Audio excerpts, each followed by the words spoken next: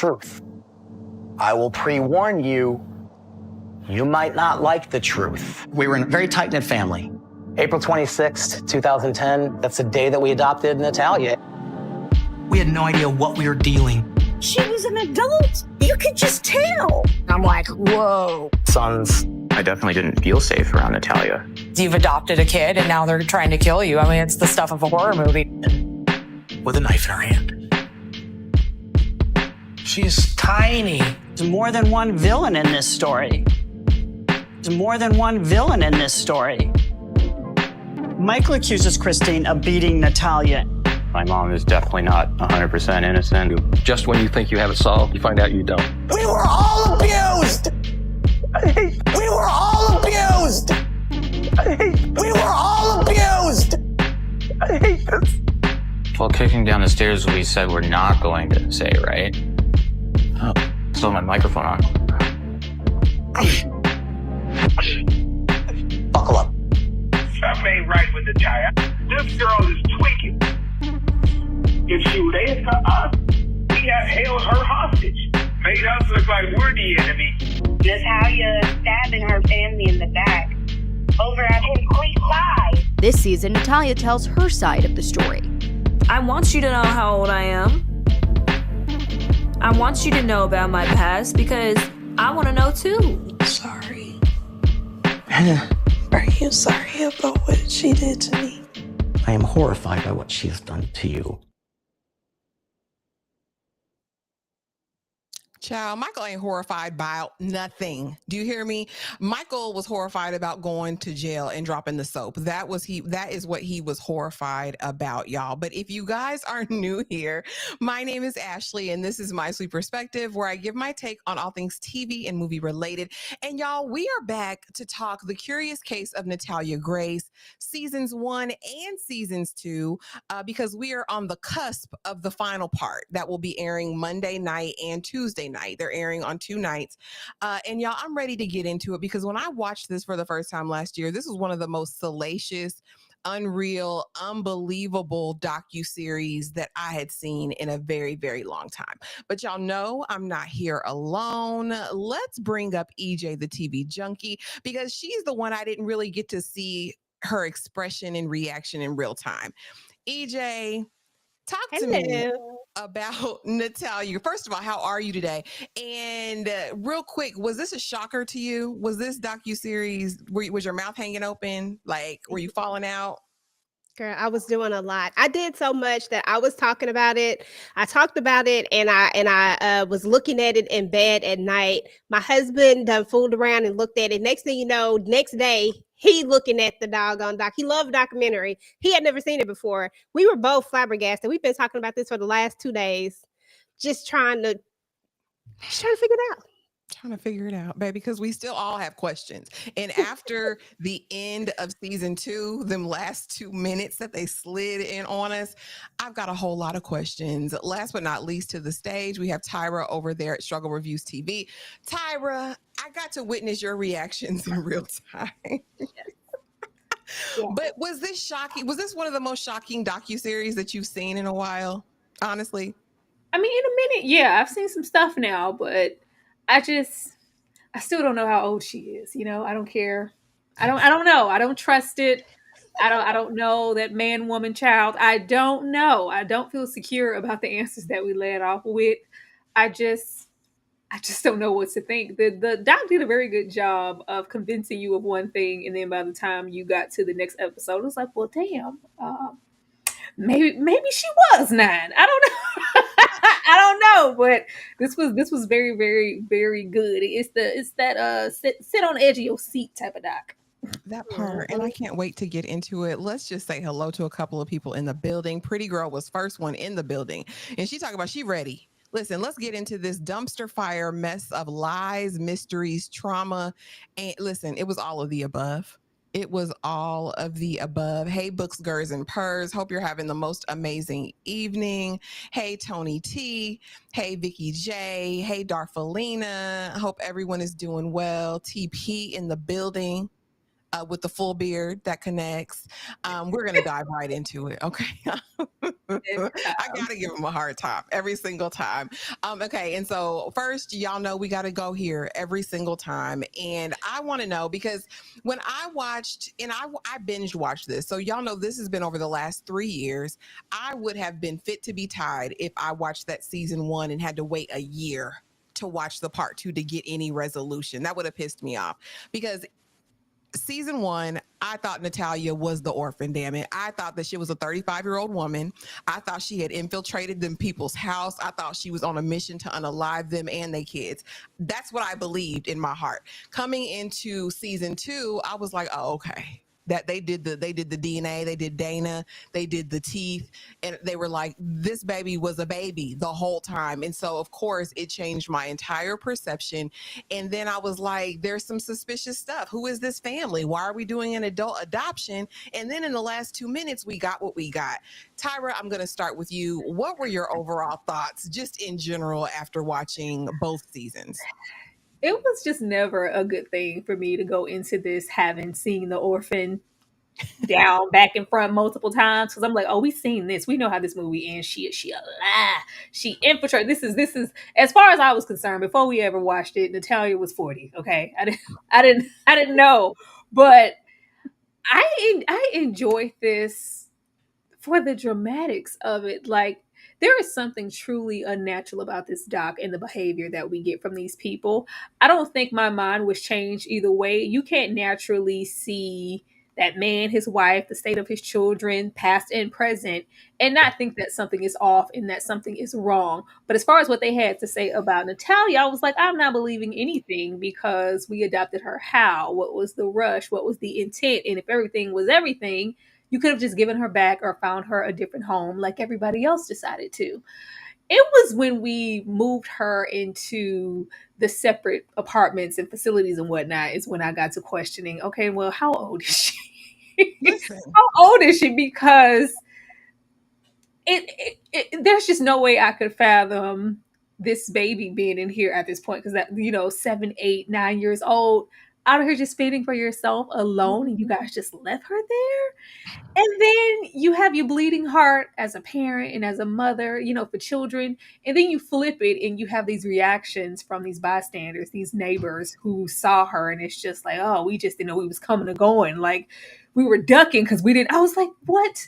There just seems to be this innocence, but also this trail of questionable behavior that follows her, even if she was a child, that just makes you question everything that's going on all the time.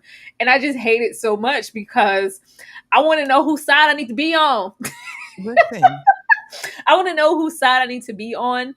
And it's definitely going to be Natalia's side, because at the end of the day, with the confirmation that we got, I think she was a child at the end of the day. So, that's where it's going to lie. But I'm not going to unnaturally say Natalia's perfectly fine and perfectly innocent, because I do not think so. I think Natalia had been through some things with that families before that, and way over there in Ukraine before she ever touched ground over here. And I think that affected her to where mentally she maybe behaved and did some things that she shouldn't have, even if she was a child.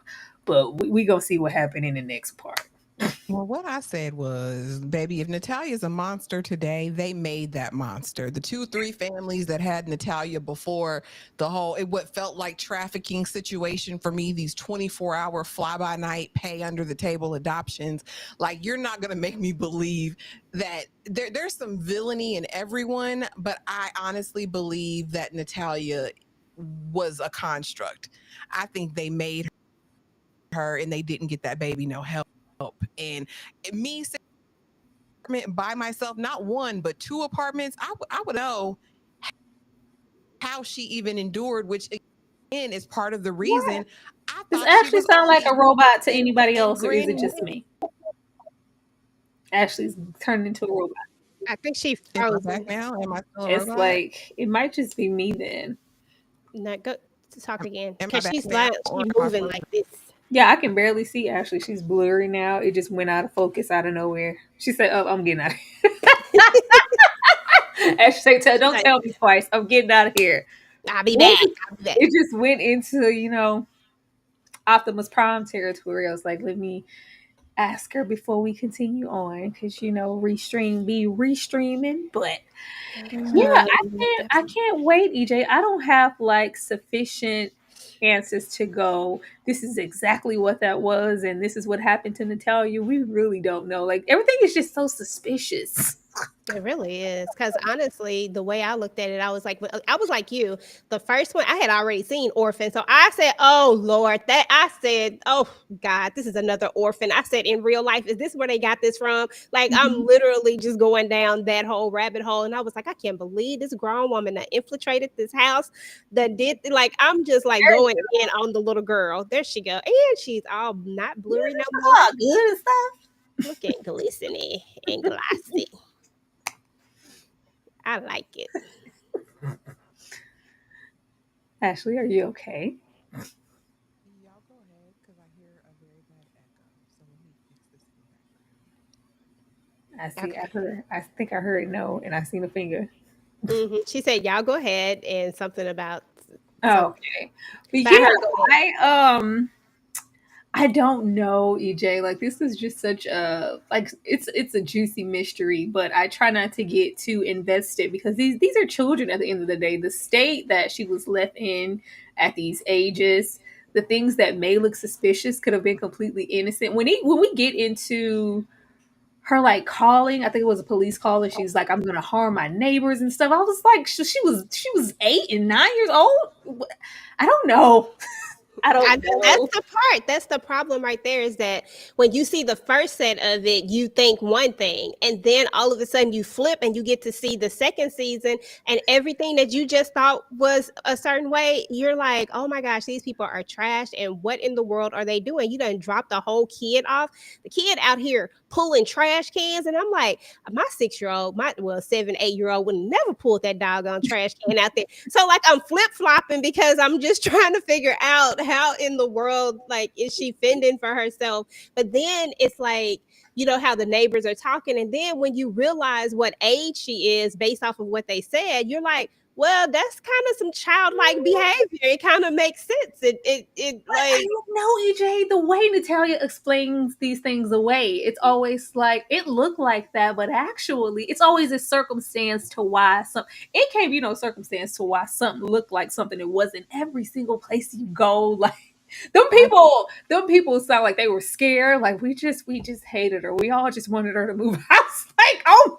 A lot, because I'm saying, it kept going flip-flop. You didn't know which way to go. I was like, well, maybe if she was a kid, maybe that's why she was just popping up at everybody's house. But then I was like, but what about that one house with the guy and the behavior? Like, and just Natalia will explain some things away, and it's like over explaining. Natalia gives me, she's trying to block out some trauma, and she will like rationalize some situations, or because the way that she speaks, baby, she has the memory of an elephant. Girl. Because she'd be like, well, when I was 3, and then at 4, I was in the such and such, and she remembers things in such detail. But then it's like, when it really counts, and we need to go like, okay, Natalia, what was happening? When I don't recall, I don't remember that. Where'd you get this? I don't know. I don't know. I think there's selective things happening to where she is choosing to block stuff out because she had been through some stuff. Yeah, for sure. Absolutely. I don't know, but I also still think that she got a little dark side to her too. She tweaking. Absolutely. Natalia's not this pretty princess. She pinched that baby. Like she said, she was doing stuff. She was doing stuff. And when they said she would reach around in that diaper and try to spread it on that boy and was throwing his toys in the middle of the street like the good son, I believed it. I did. Now, like I said, do I think that she was definitely victimized? Poor baby. Oh, yeah. She was. But oh no, Natalia. And again, we don't know what that journey was like from Ukraine to here, because it gave trafficking vibes. That's what it gave to me. So we don't know what that baby endured. And we just know that she got passed around to 2-3 families. We find out about a whole extra family in season 2. Child, that baby went through a lot, but she was doing a lot as well, I believe, after that. Disclaimer though, y'all, this is a wild doc. Please know that all opinions are expressed are our own, and no offense is intended at all, but we're going to give it to you because it was a lot to talk about. and a lot going on. So let's start here because, baby, the way that I even felt like they had curated the pictures in season 1 made me feel like this was an old lady and not a baby girl. Like, listen, there were some harsh, like, and then in season 2 we get the real baby pictures, and I'm like, okay, now she looks like a child. But before, this did not, to me, it did not look like a 6-year-old child. Okay, so who is Natalia Grace? Honest opinion, I want to know from you, EJ, first season, did you think that she was an adult? Heck yeah. I said, oh, this is a whole full-grown adult that infiltrated this house up in here doing these things to these kids, to this family, about to unalive them. This is an adult. Like, that is literally what I thought. And I had no questions asked. This is an adult. This is what I believe. Let's get to where y'all tell us that she was an adult. Because I knew it. Period. I knew it. Tyra still said allegedly. So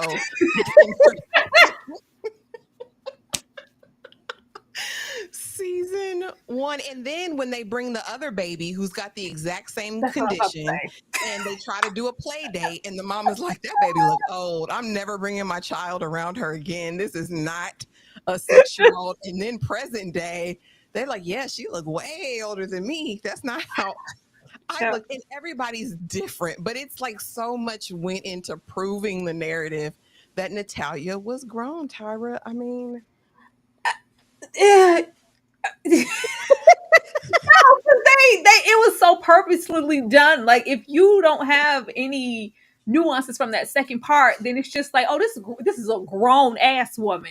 I was waiting on her to take out them false teeth. I thought, with nobody looking, Natalia was skipping, running along, hopping. She might have grew a few inches as far as I was concerned. Like, those side-by-side pictures, they had to have been manipulated. Like, I do not care. I did have a moment where I think they show a picture. It's a little foggy, but you can see like teeth missing. And I'm like, I have children. We know when they lose teeth. Like, but it's like, well, if she's a grown ass person, she's trying to, appear as a child, she might knock one out. I don't know, but it was that side by side with, we have the same, ailment. It's just like, well, she does look a little old in comparison to the other baby.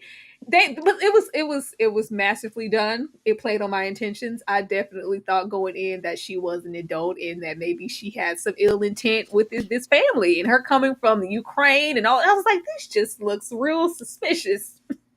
Mm-hmm. And they never talk about the other family. Like, they never tell what happened.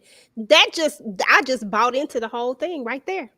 I did too, honey. So basically, we find out that this was a back alley adoption done at a building that I don't think is even there anymore. They said, basically, you got 24 hours to get this little child with this condition, and you got to take her now or forever hold your peace. We gonna sell her off to the highest bidder. That's what it gave to me. Like, there is a time date stamp on this transaction. If y'all don't do it in 24 hours, it's over. But what we discover, of course, is that not only has she been with one family, two family, they would go to these little people conventions and try to pawn her off on anybody they could. And so there were other families, we find out, who were basically like, well, I need a battery of tests done.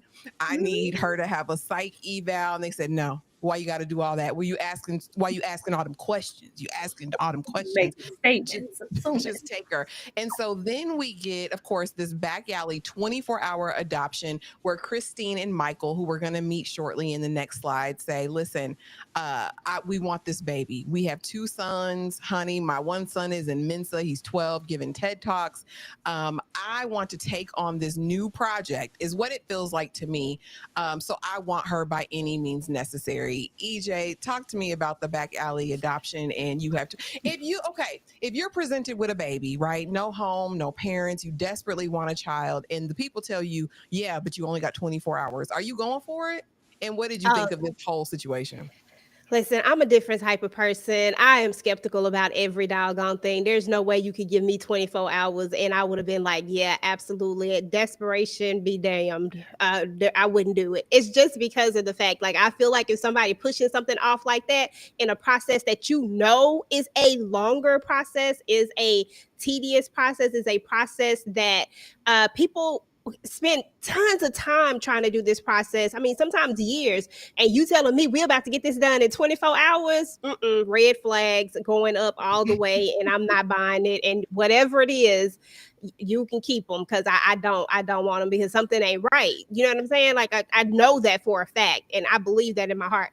But I mean, just this whole thing, like, even my husband and I, we were talking about this. This is one of the key things that we talked about, was the place. Like, you look at that place and you're like, there's no way in the world I walk up in this place and think that it's an adoption agency. Never. Or a place that I could go and get a child from. This really looks like some kind, it looked like to me, like this is a place that we dropped the look like a trafficking place. Like, we drop the kids off here. It's a, you know, like a black market type of thing. Like, it's not real. Something is not right about this place. That was another red flag for me. And the fact that you got these two jokers going up in there, but then later we'll get into that later. But the fact that you got these two jokers going up in there trying to get a child within 24 hours, I'm like, no, what is wrong with you people? So from the very jump, the adoption part has always been sketch. And then as we learn more and more and more about it, get even more sketch. But yeah, back alley adoption, no.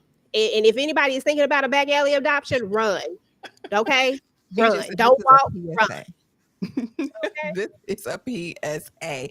Tyra, you have 24 hours. Are you taking the baby? And what do you think about Christine and Michael's true motives with this adoption? Because under what circumstances, in what world are you abiding by that, especially after you see this facility where you have to go acquire this child?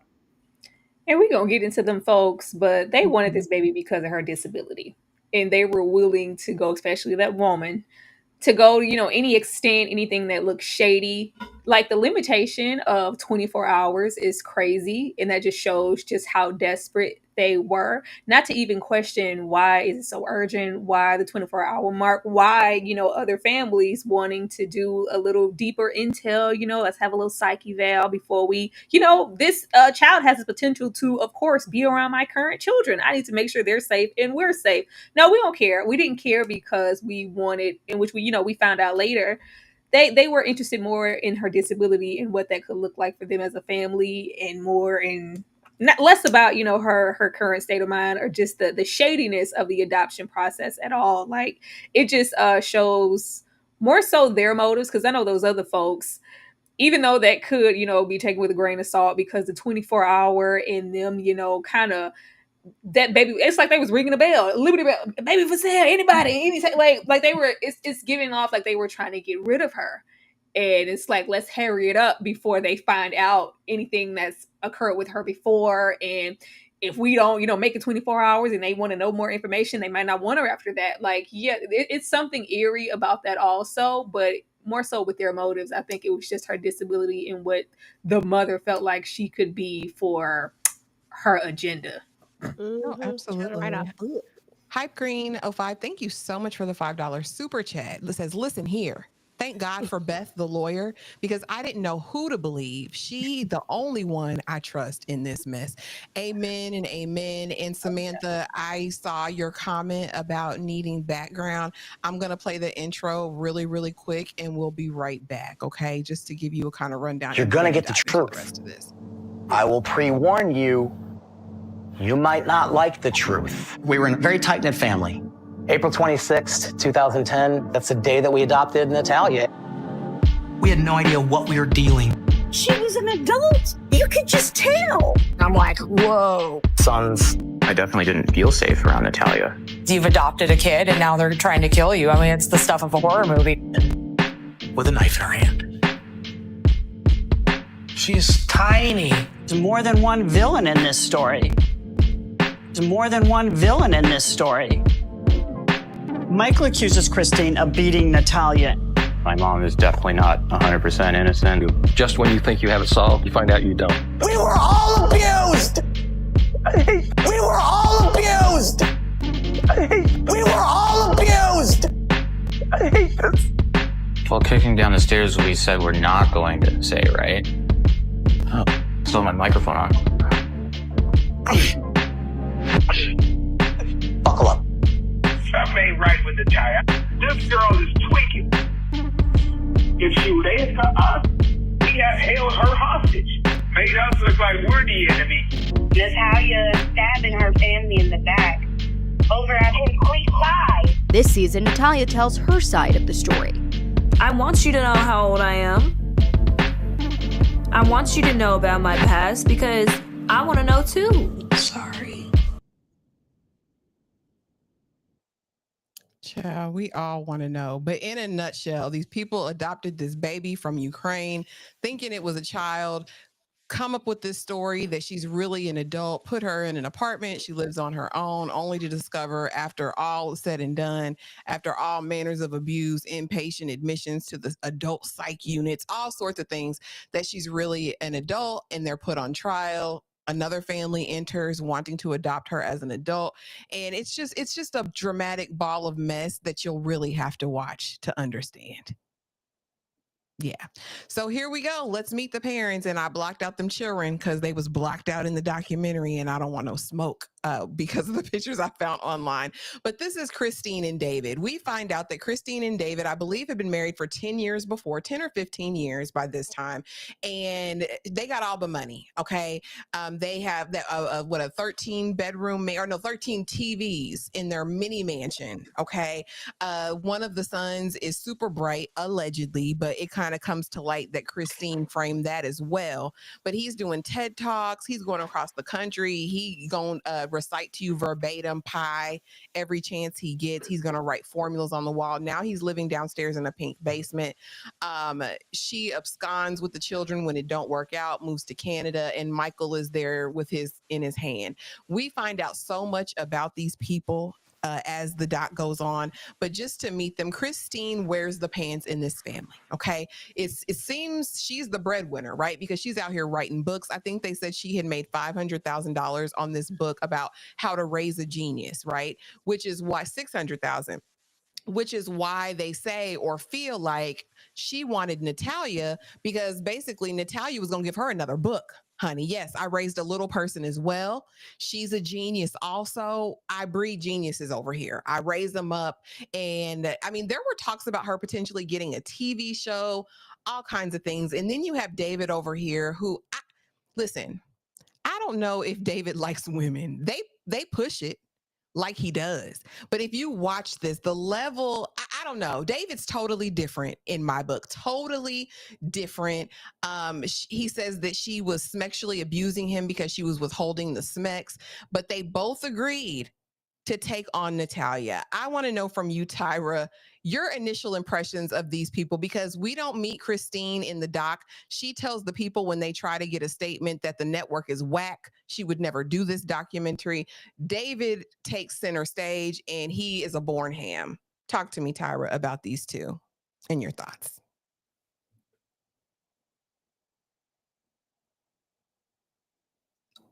You're muted.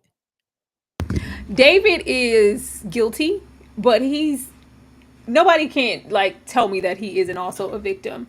There is some real live ill intent with Christine, and almost the way that she seems opportunist towards anybody who has some form of disability or they're neurodivergent. It's just an opportunity of I feel like she sought David out. There is a sense with her that she can mold and make, someone do what she wants them to do.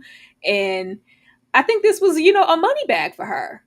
And David, even though I can't even explain the behavior that we see from David. David is unwell. David is not okay. And you can tell that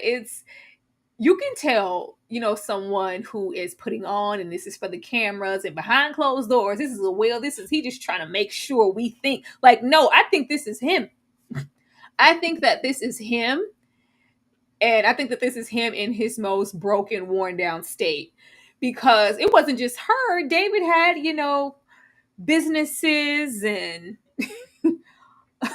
all of these other things, and these things going to where he seemed like he was a stable partner and husband and father and everything. But as far as the control and what he says Christine did, I think she did it. But you didn't do anything to stop it, so you're guilty by association. Like, at the end of the day, you were the parent, you were the dad, Michael.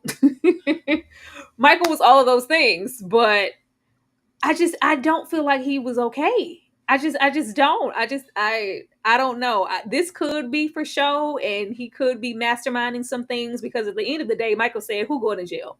I don't care what I have to do." Y'all speaking on Miss the lawyer, he had a very good lawyer also. Whether it was wrong or not, the defense was defending. I don't know if this was an act. Like, I don't care what camera's on, you make sure you turn it on so you appear a certain way.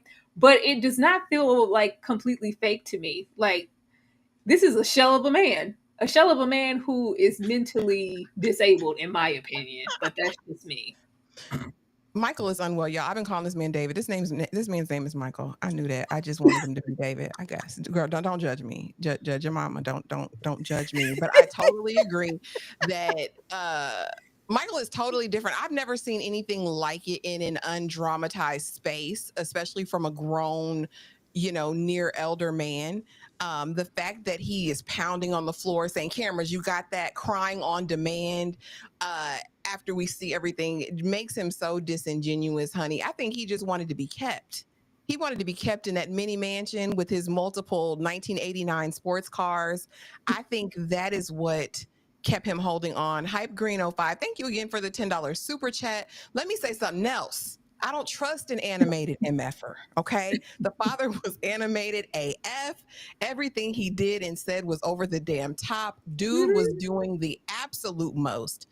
Don't trust him. Yeah, don't trust him at all. He should be institutionalized. Seriously. Don't trust him, but I think there's some form of mental handicap with that man. Like, that's something's up. I don't know what the ailment is quite yet, but there's something that's unstable. Absolutely. EJ, talk to me about the parentals. Talk to me about Christine and your perception of Michael in this journey. Yeah, Christine definitely wore the pants in this family. Christine, Christine was the one who made the money. She was the one who had everything set up, the social media stuff, giving people advice out here, getting people to pay for this advice. Boy, I bet those people looking back at this and looking like they feel real stupid right about now. But I'm just saying, I ain't judging y'all. But still. I mean, come on now. But like, she was the one who did all of that. And she gives off this air about her, just seeing the videos of her, the way that she was asking Natalia these questions. I was like, once we got to a certain point in it, I was like, what is really going on? Why do we keep going back and forth over this so much? Like, Christine was just giving you a little something was off with her when you were first, after you just kept looking at those videos. I'm like, who sits up here and videotapes all of this stuff the way that she was videotaping it? But Michael is the one that gets me. Michael takes the cake. Michael will turn it on and off. I ain't even gonna lie to y'all. Michael had me believing him for like a whole hot second in that first half of the season. I was like, dang, Michael, that's messed up, Michael. And then when you get to all the contradictions and they actually show the video footage of him saying one thing and then coming back and saying a whole different thing, it's almost like he was regurgitating everything that Christine had told him. And that's the only reason why I feel like I agree with you, Tyra, that Michael was kind of a victim from Christine as well, in a way. Like, he really had some trauma from this woman as well. I felt like he was at work, he was away from the home most of the time when most of these things were going down, and then he got these stories regurgitated to him, and all he did was believe his wife. Whatever she said, he just believed what she said. I'm not saying that he didn't witness any of this stuff, but I guarantee you that a big bulk of this stuff Michael wasn't there for. And Michael he was just told what he was told. And then if your wife or your husband tells you something, you're probably most likely going to believe what they say. Like, the little girl had a knife on me. This happened. I found a knife. You know what I'm saying? And then you go find a knife under her bed. Like, so there were certain elements where I believed what Michael believes what he's saying really is true on that first set of tapes. I believe that he believes that stuff because he's just repeating. But then when we see Michael fighting for his life, Michael is like, look, I'm out here fighting for my life and I am about to go all the way in. I loved his lawyer. I really I was like, okay, way to go, lawyer, because the lawyer had him at a point where, look, you need to go out here and sell this as much as you possibly can, because if you do not, you are going to be doing, 10 to 20 up here with Bertha, and that is not what you want to do. Okay. So he went out there and he sold it. Michael turned those tears on every single time. He was like, I was like, dang, Michael, if you cry, I think I sent y'all a message for that. I said, if Michael cried one more doggone time, Don't cry. There is a performative element to everybody here in this doc, which is really different. Absolutely. And I think for what it's worth, Michael has constructed some things in his mind, some things I think that were told to him, but there's also some things he told the truth on. Some things he absolutely told the truth about, which again is why I think that everybody had a hand in everything. Okay. Now, speculation says that, okay, so here's what happens, y'all. They bring Natalia back that first night after this back alley 24-hour turnaround time adoption. They go to give her a bath. Christine allegedly looks below the belt and says, there's bush, right? I've never seen a 6-year-old little girl with an afro down there. And so she calls Michael in, which I don't know why she needed him to come in there. I thought that was kind of uncomfortable, but what's going on? And so again, allegedly, this is them framing the story, right? Because at this point, it's only been a day. Natalia hasn't done anything to cause issue or worry. They just say that that's odd and they're going to ease on down the road. Later we get into all of these things. I guess when Natalia wasn't learning as fast as Christine wanted her to, I mean, she probably was displaying some sort of behaviors.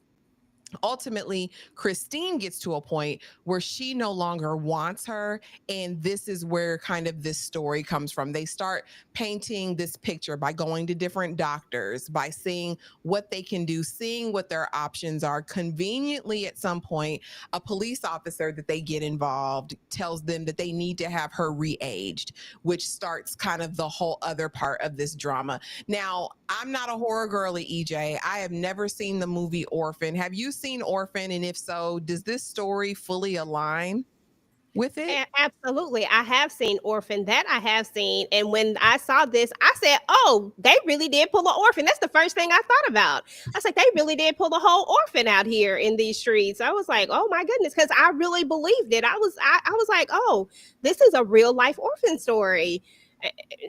They had me sold. I ain't gonna lie to you. I believed it. Tyra, what is the Orphan even about? What is the girl's motive in the Orphan? I know she's an adult. I know she infiltrates this family, but to what end? What was the point? Girl, she's trying to get that husband. She goes and, another adoption. I don't know. She might have been it wasn't the Ukraine. I don't know. It was somewhere that wasn't here. and they get her and it's like, oh, she's so intelligent for her age. She seems really evolved. She's going to be a great addition. We already lost, a baby. And they already have, I think, 2 current children. And she starts to, chip away, do things. She's endangering the kid's life, trying to kill the kids. Anybody who comes to check out, we're just killing everybody because my identity will not be revealed. And she slowly inches away at doing things meticulously to get under the mother's skin. And nobody's believing the mother because they're like, well, it's a little girl. Like, relax. It's like, no, she did this and she knew what she was doing up until the point that she's believed down to the point by her own husband. He's just like not here and taking her side. But the husband gets tipsy, or she gives the husband something, I don't remember, but she tries to push up on this man. And when he rejects her, then we take out those little kitty false teeth. We see all of this. Apparently she had been getting up applying makeup, child, to make herself look younger. And she reveals like how old she really is and just wreaks havoc on the husband. He's dead. Like everybody leaving his mother to, fend for herself and feed for her children. But she's unveiled to, not be a little girl. And she was really a grown ass woman. Lord have mercy. In her 30s, I believe. She was in them 30s. Mm-hmm. Lord have mercy. Hi, Green. We are definitely going to get there. We're covering both seasons, so bear with us. But thank you again for the $5 super chat. When are we getting to the argument between the bishop and the lawyer, because baby, somebody was about to swing. Oh, we gonna talk about it. We are going to talk about it. But I mean, you know, Christine said, I got a plan. I just needed a platform. You know what I'm saying? That's what Christine said as far as this whole situation. See, they didn't show us this picture in the first season because that looks like a little girl right there. Those are not the pictures they showed us of Natalia, but allegations, knives, pledge, and other things. So as the story goes on, we find out that they say Natalia is at the foot of the bed with the knife. Honey, she's been standing there all night. Michael has to get up and sleep in the hallway just to make sure she doesn't come in and get him. The other family, the prospective adopters, who I don't know why they stepped in now. It's convenient for me that they're here doing interviews, but they said she's a little person. She can't cause damage. How can you be scared of a child? I want to make something very clear. I don't know if it's because of the era we grew up in, but I've seen Good Son. I saw Chucky. I saw dolls. I saw a lot of little creatures that wreaked havoc and took people out. So you would never have me question the prowess of a little person, okay? But again, we find out that allegedly, in addition to the knife, baby, she done poured pledge in Christine's coffee, allegedly. She's been, you know, just doing the most. Again, she was trying to hurt the little boys, you know, doing things to them, throwing their toys in the street, hoping they would run out and get hit by cars. Said that she would go to the bathroom on herself and try to on the boys. So, you know, rooms and all man. Ashley went out again. What about this, Ashley? And did Natalia put pledge in that lady coffee while she was standing? You're going out again, Ashley. But I don't think so. Some of these things are true, and some of these things are just drop dead false. With the way Christine operated with her own children, trying to embed certain things in them to make them appear a little bit more brilliant than they maybe actually were for profit. And the way that Natalia says she got her to even comprehend, you're an adult. If anybody asks, you're this age. And if you tell anybody anything, I'm going to beat you. I'm going to mace you. I'm going to do all these things. I don't think that was true. The pledge and the whole thing, I think that these were Christine's way of maybe trying to build up her case for whenever, which is strange because it's like, just give this baby back. Just, you know, give her a dip. Like, I just didn't get it. But then you have this all kind of under the gaze of Christine didn't want to appear a certain way to the public. Like she just gave up on this little girl that couldn't handle it and gave her back. So you just decided to frame her, run her in the ground, and eventually move her out to these poor ass conditions, just hoping she would die. Like, what? Like, what sense does that even make? None of this makes any sense. I don't think the pledge thing was real. The Natalia having situations with the sons, that could be real or it could be fake. If you are thrown into this abusive situation, especially when we get confirmation from one of the sons on the urinating situation and things that they may have did to her, she maybe did do some things in defense, like have a knife. I think the knife thing happened. if Michael wasn't standing on nothing else, say, I don't know, I'm gonna throw Christine under the bus for everything else because I was just there. I had my phone and she knocked it out. I was like, Michael, please go. He needs to be on somebody's soap opera. That knife, he is standing on business about that knife and her having it. And if she did, she was probably terrified. I mean, I'm not gonna blame her for trying to probably defend herself or feeling some type of way towards these children, or maybe having some preconceived conditions because of things that she experienced before. Maybe she wasn't on her best behavior when she found out that this home wasn't what she thought it was. But the whole pledge and the incident, I don't trust anything that Christine is selling as far as what she said that this baby did. Like, I think she was just building up things to go, well, these are the things that took place. So whenever this situation happened and it blew up in everybody's face, she would have her little calendar and notations of this is what, when these incidents happened and we thought she was older. Look, she put this in my coffee. That knife, I think that happened. Oh, I do too. That's the one thing he didn't back down on in season 2. And I was like, oh no, he saw that. He saw that, EJ. What do you think about the allegations? And of course, we know Christine was building a case to get rid of her. And I think it was more about, like we've been talking about before, Christine seemingly was very much about appearances and about what she could do and kind of status, right? And being one of the elites and I can do this and I can move this way. And when Natalia didn't fit into her plan, it was a wrap. But do you think she put the pledge in there? And what do you think about these other allegations? And also, do you think that she was trying to smear the stuff on the other kids? Like, do you think she was wreaking havoc in the house? I think that when somebody is traumatized, that bad behavior can come out. So I do not. I honestly believe that there was bad behavior, but I think that this behavior comes from some place. I don't think she just came up in there and was like, oh, I'm just going to terrorize these people and do all of this stuff. When you look at it as a whole and you start to try to put all of the pieces together, you know that there is some truth to some of the things, and then there's some untruths. One of the untruths that I believe is the pledge. That every time Christine is with this doggone video camera and taping stuff, when she is taping stuff in specific, she's always trying to tape stuff so that she can have this proof. You know what I'm saying? Like she literally was building this up. We know that she was building this up and she was getting all of her evidence together.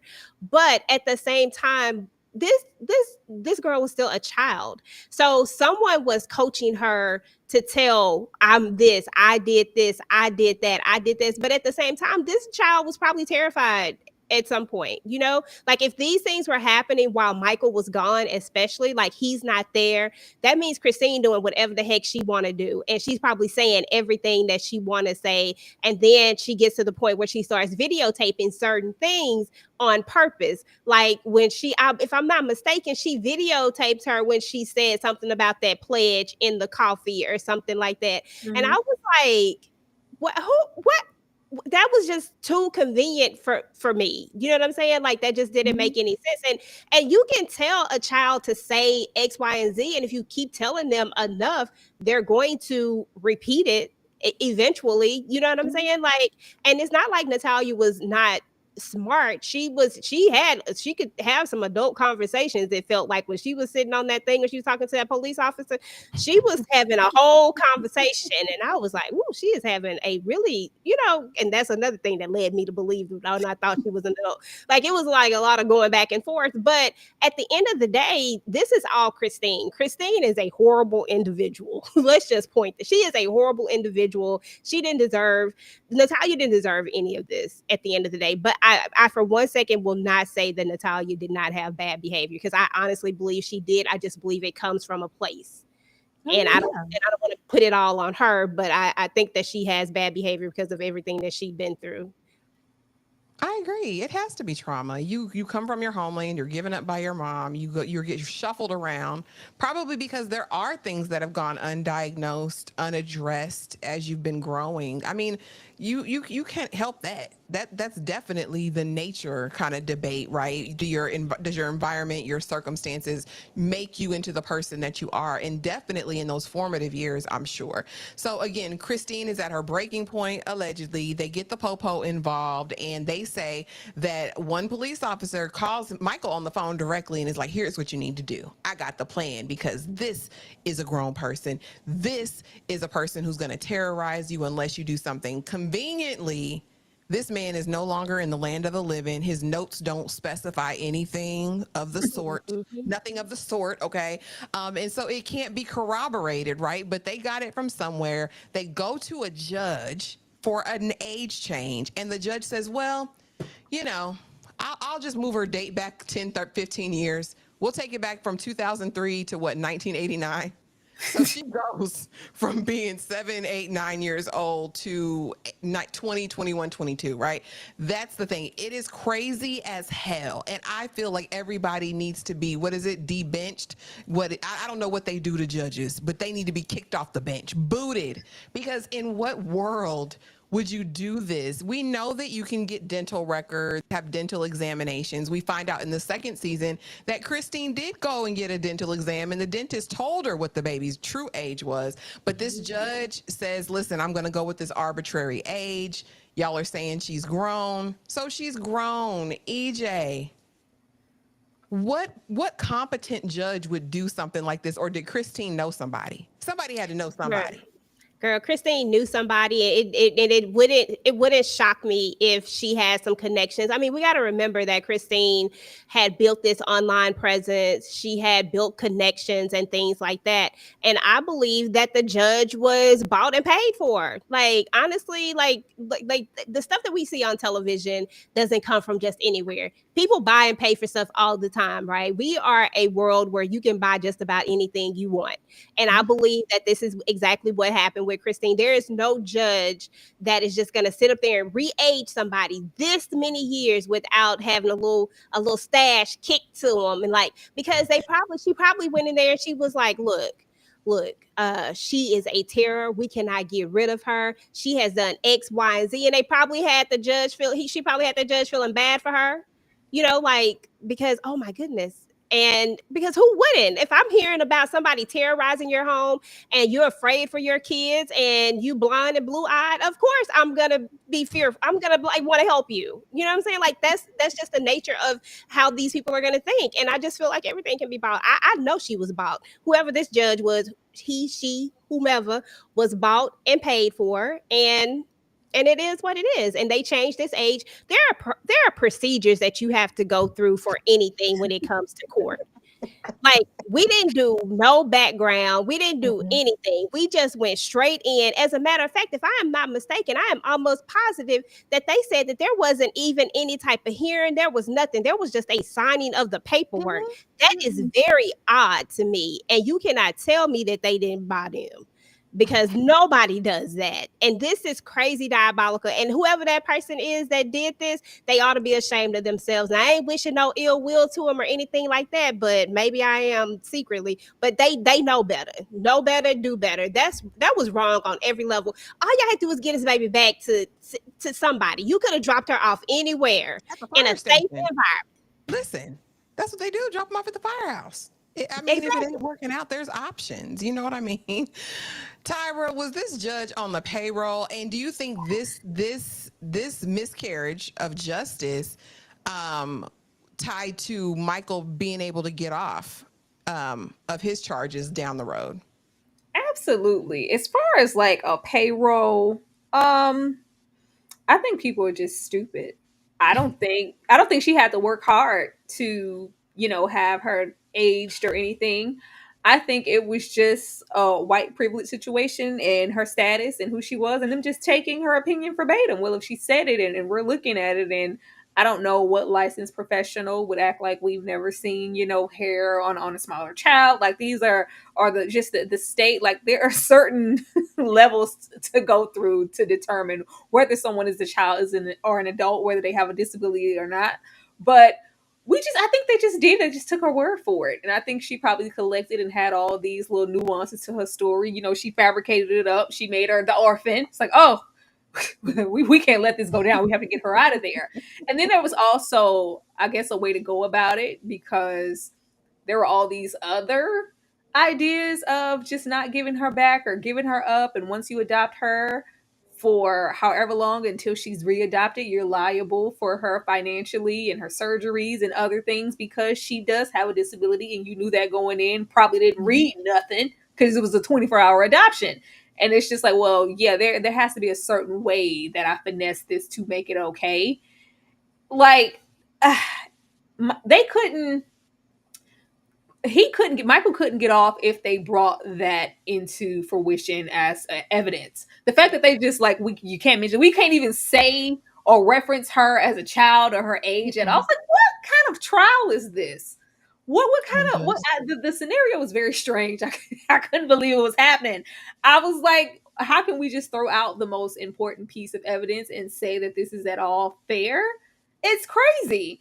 But yeah, I think that was there in favor of Michael. And if we had went in with the age and the documents and everything that had did and the dentist and the records, there is no way that the both of them wouldn't be behind somebody's bars. But if you just get it, and it's just like, oh, this is just a case of neglect of what do they call a human being? Like, we can't even reference the child, the little girl. This is the neglect of a person, and you guys it was like, oh, bad adoptive parents. Everybody just go back home. I was like, what? How can we do this? If it was anybody else, the locks on the gate would have clicked. But just because it was him and maybe this little status and the way that the situation looked overall and what was used as evidence, he got off, free, and so did she. Oh baby, yeah, they would have been on the row. Do you hear me? The Green Mile had it been anyone else, because there is absolutely no way this would go over. So now that they've successfully had the baby re-aged, okay, they decide that they are going to move her to Westfield. Now, I am an Indiana native. I'm a Hoosier by birth, okay?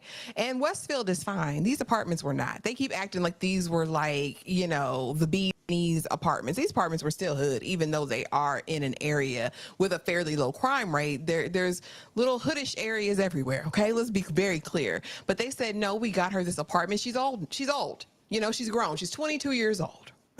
And Christine rehearses this baby and makes her say this to every adult. I'm 22 years old. I'm a grown woman and I'm dangerous. Hide your kids, hide your wife.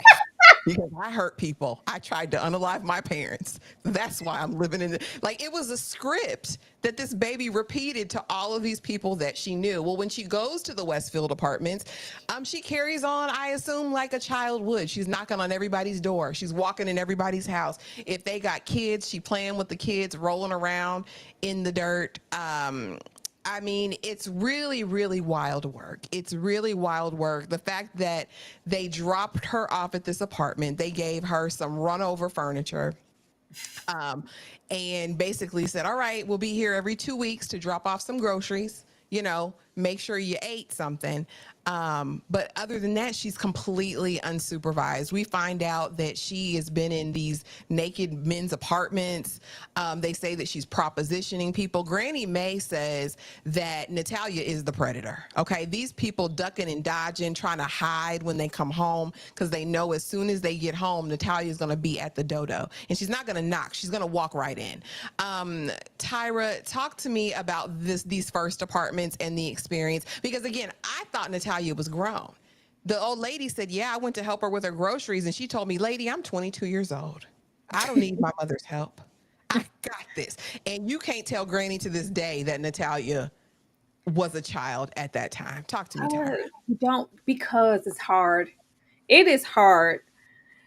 We know that Christine clearly did some despicable things to whip her into submission to the fact that nobody would ever question. It's like, children, not, oh, this is a 15-year-old trying to act 19. No, this 7 and 8. And nobody's antennas went off. I don't care what the hell Natalia said. You just know children. You know when someone is a child. That's why I'm like, did we just... Because they were acting like she was having full-blown conversations. It's no question to plenty of the people in this first... oh, that was a woman. Please, don't let her fool you. She's changing it up now. I'm like, what? So when you have reference of the next season, it's like, no, this was a child in these conditions. And then you can kind of write off every other scenario to where she was just going in as she pleased and saying off the wall things and maybe look to be inappropriate behavior with small children because she was a child. And what's wrong? We're just playing. And it's just like, well, no, this is a child. You're actually a 20-something. It's just really strange. I don't understand how nobody thought that this was. I'm like, was everybody in on it? Did they run all of you a check? Because the way that Granny was standing on business, even after I'm sure other information has been, she's like, absolutely not. If I see her, it's on site. Because what you're not gonna do is be up here with my grandchildren. You're pretending, you're lying. I was like, and then it's not even just her. It's it kind of felt like fear. With the other tenants, that family who lived across in the home, it's just like we just didn't. I was like, what? They hiding. They're hiding behind the blinds. Close the blinds, lock the doors. Natalia's coming. It was like Debo coming. I'm like, what? And there was this much fear behind a child. I don't know. This portion of the doc what made me question whether she was an adult or a child the most. Because it's one thing with this little family and their motives and their sick perspectives. We know that something is wrong with them, but it's like everybody in here has the opinion of, whew, oh my gosh, she's gone. We had to get her out of here. It had to be done. She had to go, and we're better for it now that she's kicked out of the apartment. So I'm like, well, damn. I honestly don't know what to think. Those people were relieved, EJ. Do you hear me? When they said, oh, 3 complaints, they can evict her. Okay, let's see how we can get these complaints. They said they was calling up to that office on the regular, talking about, this is a problem. Like, so we find out about an incident with a young boy whose father catches her, and basically cusses her out and is like, stay away from my child. Again, it's so bizarre because, again, we hear the stories of her propositioning people, and it corroborates the story of the people in the mental institution that they put her in, which basically said that she was trying to sell it to the men in the facility, and they had to get her out the facility because it was becoming problematic. I mean, we have true accounts corroborating this type of behavior. However, when a child is introduced early to certain things, that's not irregular, right? If she's been abused in that way, and the trauma and just the anger I felt when I found out that she was really a baby on her own in these apartments, because that they don't have any awareness of danger, no situational awareness. Anything could have happened, and I think it plays out even in the Natalia that we meet present day. This baby has so many secrets, I'm sure. So much trauma, so many things that have probably happened to her, that risky behavior, that type of predatory behavior that she was exhibiting then isn't far-fetched. What do you think, EJ? And what did you think about this first apartment experience? Yeah, that first apartment experience was wild, wild work. The way that those people talked, and I'm not even gonna lie to you, this is probably the part that convinced me too. This convinced me the absolute most. I was like, oh yeah, she is definitely an adult. Why? What's one thing for Christine and Michael to be up here, saying what they saying, but it's a whole nother thing for you have all of these adult people that are willing to be on camera saying this, because the way I would never have been on camera if it was me, you would never have known that it was me, that especially after everything has kind of come out, like I would have never did that. But they're on camera saying that, literally, look at her, she's an adult. You know what I'm saying? Like this lady is like, she is in it. And Granny was upset. And then when they talk about the going into the house with the guy, and then you see Natalia, she don't really want to talk about this at all. Like, this is a subject she want to stay away from. And I'm just like, man, like, and then when you look at the second part of it, and then you go back and think about the first part of it, you're just like, well, all the trauma that she faced, of course she probably is exhibiting and saying a lot of things that she probably shouldn't say, but she doesn't know that she shouldn't say because she's probably been through so much, and she's just regurgitating at this point. Like, I was torn. I ain't even gonna lie to you. I was torn. Every turn we went, I was torn. The people at the apartment, especially that one guy, I can't think what his name, he had me convinced. I was like, oh yeah, because he definitely looked like he ain't lying. Like, I'm analyzing if people are lying, if they're not, because Granny, I don't know. Granny, I don't know if she remember. I don't really know, because Granny is standing on business when she talks about it. But I was like, I don't know. Maybe she just got annoyed really easy. But then when you got the other people that were okay with her coming through, and then they're like, but then when they talk about the odors and stuff, I'm like, okay, well, she was a kid, so she probably didn't want to take a bath, stuff like that. I was like, so that lines up with her being a kid. Like, I'm going back and forth.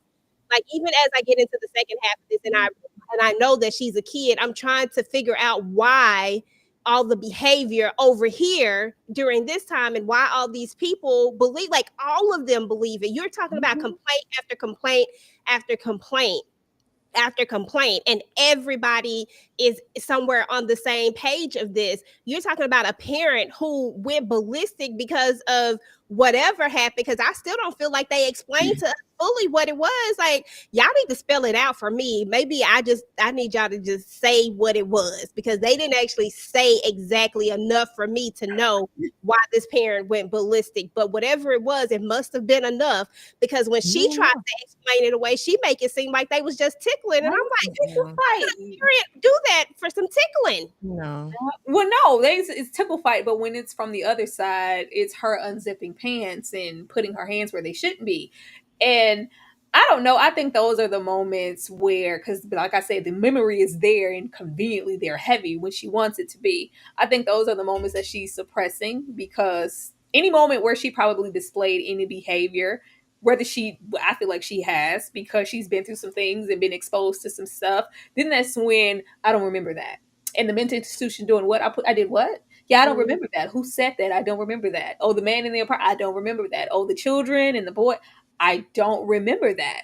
You remember everything else, though, but I think she's choosing not to remember those distasteful moments of herself when she shouldn't, because there's clearly a trauma to be had, and you were a child, and there has to be a heavy trauma, because she was doing all these things, but nobody's taking into account, even if you did think she was a 20-something, these apartments want, accessible for her. So that's why there was an older, she couldn't probably, take care of herself, but the fact that nobody thought that they owed her any type of assistance or like just something. It was just, get this old heifer out of here. I was like, okay, this is terrible.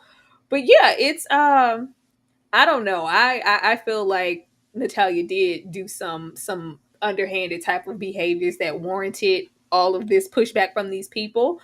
Like the phone call when she's like, well, I want to kill my neighbor. I'm going to harm them. Somebody needs to come do something. Like, come get me. And then these are like, which is crazy, like 8, 9 years old. Like, these are cries for help, but nobody saw that because they thought she was an adult. Absolutely. And especially when you've been conditioned to say you're dangerous and that you already tried to take out other people, and you've been in an adult mental institution.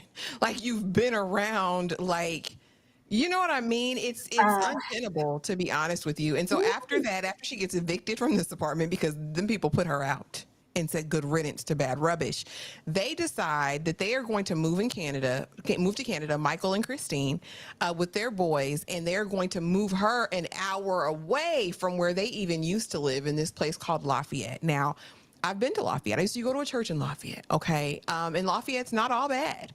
But when they go back to visit this place, they had put Natalia on a second floor. It was like a duplex. When I tell you the blickies rang out, they said, okay, we got to go. Like, it's the fact that you guys put her in a second floor apartment that's completely inaccessible, that she could have literally fallen down the stairs at any given moment. You didn't pay her electricity bill. Now, this is the one time I believed Michael, because he was like, she doesn't have electricity, calling Christine. And Christine's like, well, I think he at least would have given her the bare minimum as far as food, as far as electricity, a phone, something. But she was over there with nothing until she's knocking on people's doors asking for food. And this is when we see the emergence of the new family. Do either of you guys want to talk about the Lafayette apartment and her experience there? Because it's the hood, y'all. It's a hood. I mean, it's not too far-fetched from, the experience there, but at least there was a sense of some community before it all went left. Here, she's just alone. She's just alone, and it's like, this didn't kill her. Let's move her to an even worse type of situation. I think they were, even though he just absolves himself, like, I'm not guilty. I just was there, or I at least tried. Yeah, you went along with it. There's no way in hell that Michael thought this entire time that they were just, I guess, doing their best to, even though we don't really need to help her if she's tricked us this entire time to think that she was actually a kid and she terrorized our family, but she does have a disability. The least we could do is give her some clothes and electricity and a place to stay. Yeah, but you guys were still receiving, these benefits and our food stamps and so all these other things. So that all of that, comes into question also. But yeah, I think that they were both in on it, and at this point, and that's why he's so loud and oh God, and just over the top with everything else. But when she asks something as simple as, whose idea was it to age me up? I gotta go. Just take it off. I don't know. Like what? No, anything he really, knows he took a heavy part in, or he like agreed to it, whether he knew it was wrong or not. He don't want to talk about that. Not at all. Any comments on the Lafayette apartment, EJ, before we go on to these people? The only comment I got is that we know something was wrong. Did y'all see that baby face? Did y'all see that baby face in that doggone? I said, now what in the ham sandwich? I'm just glad that it was some people who had comment, because she was going to an adult daycare center. Apparently, I still got questions, but that's all I got. I just didn't like the way Baby, her Michael face looked. said, well, she was in the best area possible. Her doctor was 2 minutes away. Her GED adult learning center was 5 minutes. There was a bus. Could she even get on the bus, Michael? Like, y'all didn't give her a wheelchair. And then we find out in season 2 that they haven't even done the surgeries that she's needed. I think she got one of the multiple surgeries that she literally should have had to even just be functioning and able to walk around. And this is how I felt. I felt like they both needed to go to the Pinta, right? Because one of the Lafayette police officers, we actually discovered that at this adult learning center, in addition to this being the introduction to the Mans and her neighbor below her, who's really outraged and got the blicky owner at all times, it appeared in this doc, the adult learning center calls the police and says, she's not able to take the GED test. Like, she is not comprehending anything. Like, this is not normal. And so the now sheriff, who I guess at that time was just a detective, decides he's going to take on this case. And he's like, oh, I smell a rat. And he actually is the one who takes the onus to go after Christine and Michael. And I honestly, in that moment, felt like they was going to jail. I said, oh, they going to jail. Christine was the mastermind, in my opinion. And they both honestly needed to be under the jail. But so we meet then the Man's family. We actually meet the mama man, okay? And somebody said it in the comments, the lady with the black scent, somebody called her Tina Marie. Accurate. I like Tina Marie. We can go there a little bit because we find out, again, Natalia hungry. Can you feed me? Feed me, Seymour. And she was like, baby, let me make you a sandwich. Next thing we know, Natalia done moved in with these people. They done got her food stamps. They done went to the office and said, listen, we need her benefits signed over. And so now she is in the Man's family with Tina Marie and Bishop and their 11 children. And seemingly a happy family. EJ, I'm gonna start with you. What did you think about the introduction of the Mans, Cynthia Mans, I believe, and the new Jackson 5? I mean, it's we in there. The barges, maybe. Yeah. I had some thoughts, but I'm gonna leave them at the table. But yeah, I mean, nah, you don't want these thoughts. I'll tell you behind the scenes. But the wife, I was like, okay, like the first when they showed the clip of them, like they getting the food and she throwing up the peace sign, and then you see it. I said, what in the world? I said, this, whatever this is, this ain't right. I don't know what it is, but it's not right. I said, but I'm glad that she is in a safer situation. But I said this, I said, these people is up to something. They trying to get this money. I said, look at all them. Shut up, Eric. I said, they is not doing something right. That, you know what, just pass me, because what I want to say, I can't say.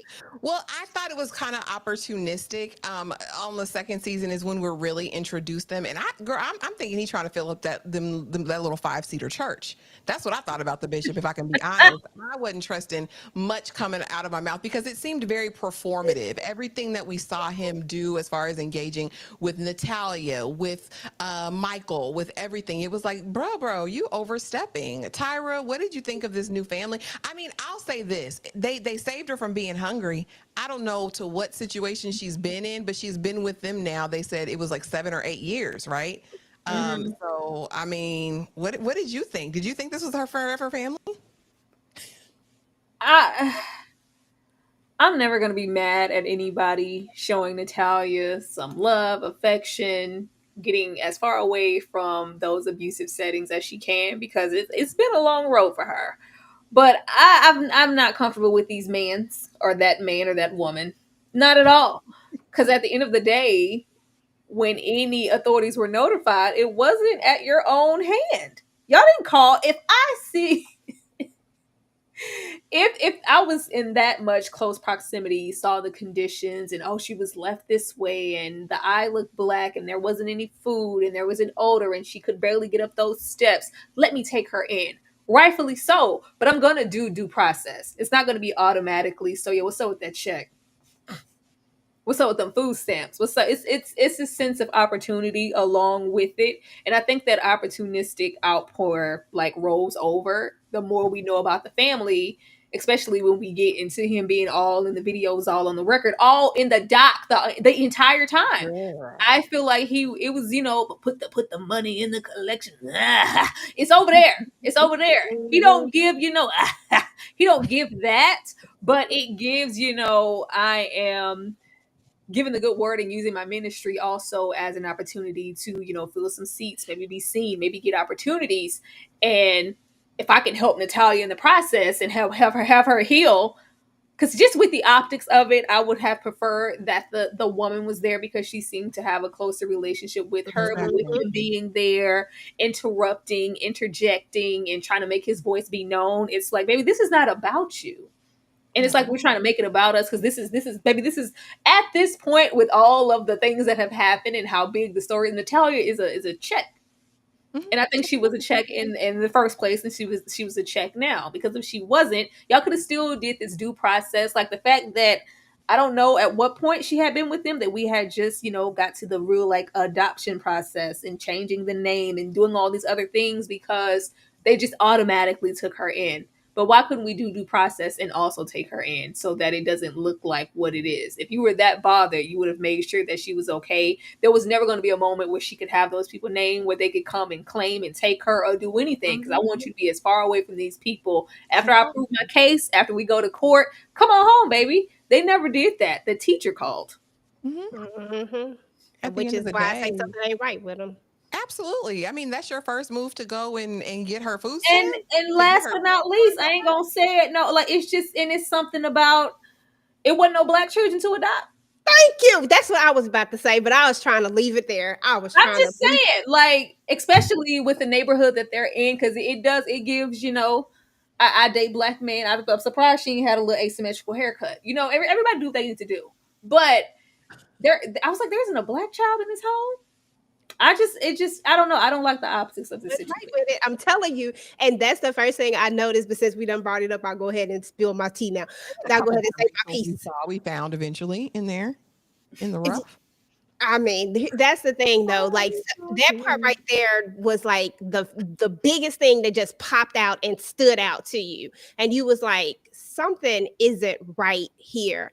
I don't know exactly what it is, but I know that y'all are up to something and that y'all don't have good intent behind all of this. I believe that she's in a better situation. And I was so happy for that because Lord knows she needed to be in a better situation.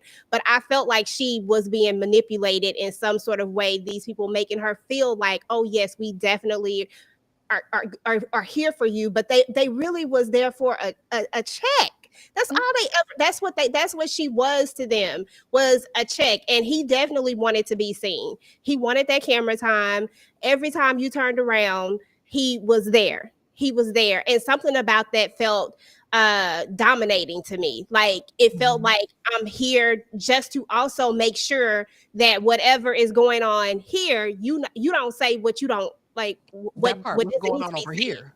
Exactly. Yeah. You could feel all of that. And it just felt so, I was like, something is not right about him. But yet he giving this Coke smile, that a Coke and a smile. And I'm just like, no, bruh, I don't trust you. I don't believe you. And where the children, everybody, all these children, it should have been a rainbow of children in there. I'm sorry. Should have been. Someone right. I didn't know how many of them she had, if they were all adopted. I don't know any of that. Did they speak to any of it? Yeah, they don't say too much about themselves. It's just Natalia and him walking around looking like a handler. Yeah, I mean, yeah, that's definitely what he gave. And just to be clear, when I say that something was wrong, it's like Tyra said, they didn't go through the proper channels. If you have good intent, you go through the proper channels. good intent will always go through the proper channels, because you are not going to let this person that you say that you care about, that you want to be a part of, you're not going to let that slip through the cracks in any kind of way, form, or fashion. You're going to do what's supposed to be done. And it's not going to be the teacher calling. It's going to be me calling. The minute I see this, I'm calling. Like, no. Because But we no. found out Christine and the mama got into it. Get Christine into called it her on the phone, and she just sound like if she was in her face, like she would try to really hurt her. It was despicable. It was we still didn't call anybody. No, we didn't do nothing. So we still didn't do anything but what we did do was we went down there and got that check. That's what we did. And that part right there is what always irritates me and rubs me the wrong way, because it feels like y'all were just doing this for the wrong reasons and not for the right reasons. There may be some good in there somewhere, but I guarantee you it's more opportunistic than Picture, Ashley, why? Because I hated this. I was like, did he want to be in the basement? Were there no listen, because why you got him down there writing pie on the boards, on the marker boards? Jacob goes from TED Talks to a pink basement. And to me, this was just indicative of the parenting that they received from Christine and Michael, because there's no way. He was so prolific, baby. He touring the country, the nations, getting his master's degree from Purdue School of Science at 15, 14. And now you're in this cruddy basement with mold and mildew spores on the walls. In Michael's house. And how is Michael paying the bills? I don't know, because he's still driving. He got to sell off all his 1989 sports cars. He's only got the yellow Corvette now. So I don't know what's going on, but I know that Jacob is not in his right mind. This baby is traumatized. He has been through the most. And we find out that Christine made him involved and culpable in the abuse, because now is when everything kind of starts to come out about the other side of it, right? Where Christine, very violent, very abusive, allegedly, according to the claims from both Natalia and Michael. I mean, okay, first of all, if you understand the condition that Natalia has, you understand that, of course, they didn't get her all her surgery. So it's painful for her even to walk. Right? She's got these special prosthetic shoes that try to make that even. But the way they said that Christine would have her not planking, but standing up against a wall for hours, trying to make her admit that she's an adult. Like, you're going to tell me, and I mean, so much so, into the fact, trigger warning, guys, because this is abuse. But until she would soil herself and you would still make her stand there, you're having dinner with the family, laughing, Joe, we're going to have movie night, we're going to have candy, we're going to have popcorn. But not only that, we find out that she enlisted Jacob to literally piss all over Natalia's things in her room. Not only that, but Christine done kicked this baby down the stairs. Like, abuse, abuse, abuse. According to Michael, in his little rendition on the floor, pounding the floor down, he doesn't know how Natalia even made it while he's just watching. Because Michael just watched, because he was weak. He was an abused person as well, Tyra, according to him. But talk to me about Jacob, their parenting, and Christine kind of involving him in the abuse. Child, that's why I have to give him that victim narrative. There's no way you could have protected, and you didn't even protect your own children. You didn't protect your own children. This narrative of, well, I just had to let her just do it because she said I was never going to see my boys. But it's like, at what happened to where you didn't see your boys for umpteen years, and it's like they just disappeared, and he couldn't. Was there any due process? Did you try to seek out your children? Did you just, okay, well, she painted this narrative of me. They won't speak to me now because I'm the angry husband who said they're going to kill them. So now I haven't seen them until now when he called me dad, and I just, shut up, Michael. Shut up, please. Like, what is he going to call you, Michael? Like, what is he going to call you, bum? I think I don't, that's why I'm saying Michael isn't all there. I think she saw an opportunity to control, like we said, a lot of his tendencies and qualities can be quite feminine. Very, very, in the way that he presents himself. And it's like, well, yeah, I'm not only going to take this man, but I'm going to, have children with this man and this, that. And like, clearly this just wasn't that. But the condition that this son here is left in, the only one that's talking to him, and he's finally like trying to come into his own and maybe see his mother for exactly who she is, but he's still scared. He's still scared, not only like traumatized, but he's like, he's still trying to save her image. Even though, baby, the mic was on. We heard you, baby. We heard you. The mic was on. He's like, some things I don't want to, like, all of these children were traumatized. And I'm like, you didn't protect yourself. You didn't protect your own children. You definitely you weren't going to, do anything for Natalia. But it's like, even at this moment, what processes are any of you guys doing to heal? This was sad. This was very, very sad. Michael needs to pay and Christine needs to pay. Nobody was protected here. And just to see the state that he's left in and just, I don't know. It's just truly disappointing. I wanted to hear from those other boys so bad. Me too. I wanted to hear from everybody, because if it's just like, if you had him do these things and had him participate, everybody was participating. Everybody. Yeah. And I think it's just a sick thing. And I don't think, Michael was just, all I did was get off work. I don't know. No, you knew. You knew. You weren't in the position to do anything because you were in fear, but you knew. Stop acting like you was on the clock 24/7.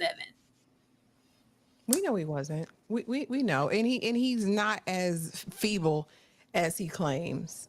He can get loud because apparently there were DV issues on his side from before. All those things. There's been things. And even that, I think he also he act like he would drink Christine's bathwater. She was withholding the sex. I needed the sex. Like, I think all of those things, he liked the optics. And it feels like Christine was like, oh, I got, who ain't get Christine? Because I did. Like, it was also that for him, he was infatuated to where he clearly allowed her to do things in the way that she wanted, probably participated in some, but now you want to just be completely hands off and uninvolved because she was a monster and I was a victim too. But yeah, you also participated and you also knew and you didn't do nothing. Absolutely. Yep. And it was your responsibility to protect Natalia for all intents and purposes and your other children. That was your responsibility, sir. EJ. Exactly. No, wholeheartedly agree. It was his responsibility to protect them all. He's supposed to be the man of the family, right? You're supposed to be the protector, the person that is supposed to make sure your household is safe. And you didn't protect anybody, and yet you kept going on and on about we were all abused. I'm sorry. That one right there just got me every single time. We were all abused. It was crazy. But I'm just like, dude, let's not go that far. Do I feel like Christine did a lot? Absolutely. But at the end of the day, any human being, even at some point, especially after, like, at some point you gotta be like, no, this is not what we're gonna do. Like, no, like you gotta put your foot down at some point and just say no. Even if it's not for Natalia, what about for your boys? What about for them? Like for your blood, because I know how people get caught up in blood. So what about for them? Because these boys are traumatized as well, like completely. You had a genius. I mean, we know that there were some things that were fudged, but they did confirm that he really was a genius. Even though she probably didn't have to fudge some of that stuff, she just did it because she needed it. She didn't want to put in the work. But this boy was a genius, and look at him. Look at where he is. Look at how he's having to still protect the lies, protect all of these different things, still trying to protect his mom in some way, form, or fashion. And just look at him. Like, geez, Louise. I was like, oh my God, this was a genius kid. He had his whole life ahead of him, like just so many possibilities. And now now his life is just kind of in the tank because of his mom and because his dad didn't stand up for him and didn't respect him. Like he's not okay. Like he's not okay. Yeah, he's not okay at all. And then we have, I want to say David at this point, but then we have Michael. I'm sorry, y'all. His name is Michael. It's okay. David. I wanted to name this man David. I wanted to give him a new name. I was like, his name must be Michael David, and they must have said his middle name. Girl, But no. then we have him who, you know, who just keep trying to justify everything. And you're right, he should be institutionalized because this man is a sick person. He is a sick individual as well. I could never stand by and watch other people harm someone else and not do anything about it. In my own house, I would never do that. I don't give a darn about all the sex, as you know, they put down. I don't give a darn about any of that, or that she was put down at this point. And then we come to find out she been doing AJ, what happened to your sound? Your sound just went out for no reason. Girl, there it goes. Oh, okay, there we go. Girl, okay. Listen, I feel like okay, but when it's all said and done, Christine is not worth all of this. Maybe I just don't feel like she's worth all of this. She's not worth losing your humanity. She's not worth just losing that compassion that people feel as a human being. I couldn't see a stranger be done like this and not be compelled to say something. Am I gonna go in and like snatch up the person? Probably not, but I'm definitely gonna call them people. Yo, look, we got a situation over here. Y'all need to come help. Y'all need to come do something. If you see something, say something. Everybody knows that. And Michael acted like he had no accountability and he never wanted to take accountability. And that was my problem with him, is that you still have accountability because you are an accessory to all of this at the end of the day. Listen, point blank and period. I knew that Michael was unhinged in two parts. The first one, I mean, definitely. But when he directed the camera, okay, I need you to turn the camera here. I'm about and scene. I knew, okay, that was one. And then the second one was when he said he turned over his parental rights for that dry wolf coot nanny. I knew he couldn't have been normal in his mind. Girl, him punching the floor did it for me. I said, get Jacob out of there, okay? Get Jacob out of there. He's unwell. Girl, get them some help. And everybody's just very like hands off and has this sensitivity to such a serious issue. Even his family's just she just ruined him, made him a shell of himself, and he was forget what is going on. I don't know where these people found each other. I really don't. His mama was culpable, I think, because you made him, because Christine put his mama out the house. But yeah, no, he needs to be under somewhere. Michael's not okay. And so now he's on trial, and we find out that their trials have been split. Christine will be on trial by herself because she's divorced this man, took the money, took the mansion, took her sons, and moved to Canada. He's down here broke. He said he had 32 cents in the bank account. Which is why I'm struggling to find out how he had this attorney, this expensive attorney, because that man wasn't working for free. And so he goes through his trial and, he's acting it up. The lawyers are directing him. He seems like he was almost relishing it. When it's all said and done, he's found not guilty of child neglect charges. Christine's case is completely dismissed, so she doesn't even have a day in court. And he says, the jury just knew I was innocent immediately. They didn't even deliberate long. We hear from the jurors and they're like, no, they didn't tell us stuff. If we knew her real age, we would have never let Michael off. Oh, this seems like a miscarriage of justice. Tyra, talk to me about the outcome of the case. And Christine not even having to face anything. Her lawyer came and did depositions, but that was it. This was scary. That anybody could get away with something like this is truly terrifying. Michael was scared of going to prison, being somebody's bottom, because he knew he did something.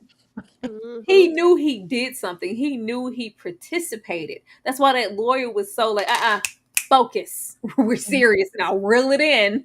I need you to know that if we don't handle this case accordingly, you will go to jail. Like, be serious. Pull that back. Reel that in. Okay, give a little bit more of that. Give a little bit, like the performativeness of it all. Like, he maybe didn't spearhead everything, and it was more so Christine, but you were definitely involved. And he was nervous, and oh my God, and I could just, because you were nervous because you knew you deserved to be in jail. He did. He was scared because that was definitely a possibility. But that one thing that they was able to leave out, which is just crazy, we can't say that this was a child. What? How? And the fact that she didn't, your daughter, that's it. child, she didn't even have to appear. It was just instantly dismissed. Why? Why? Like, this is a grave injustice, and the both of them should be in jail. I don't care what antics, how many floors Michael punches, walls, anything he cultivates in his mind. And Christine just feeling like I don't even have to dignify any of these things with an answer. Y'all not get me in this doc or on anything else. These people are sick and they need to go to jail. I agree. Absolutely. And a ton of it, of course, I agree, Vic. In my opinion, they got away with it because the courts didn't want to be held responsible for re-aging her and putting through her this with that. Why though? Just disbar that doctor and that judge and move on with it. Like, why would we go through this? Was this judge of some type of that status to where we just like, oh no, we just gonna act like Indiana? That's Indiana. You know how people are. Like, I mean, they're not going to taint.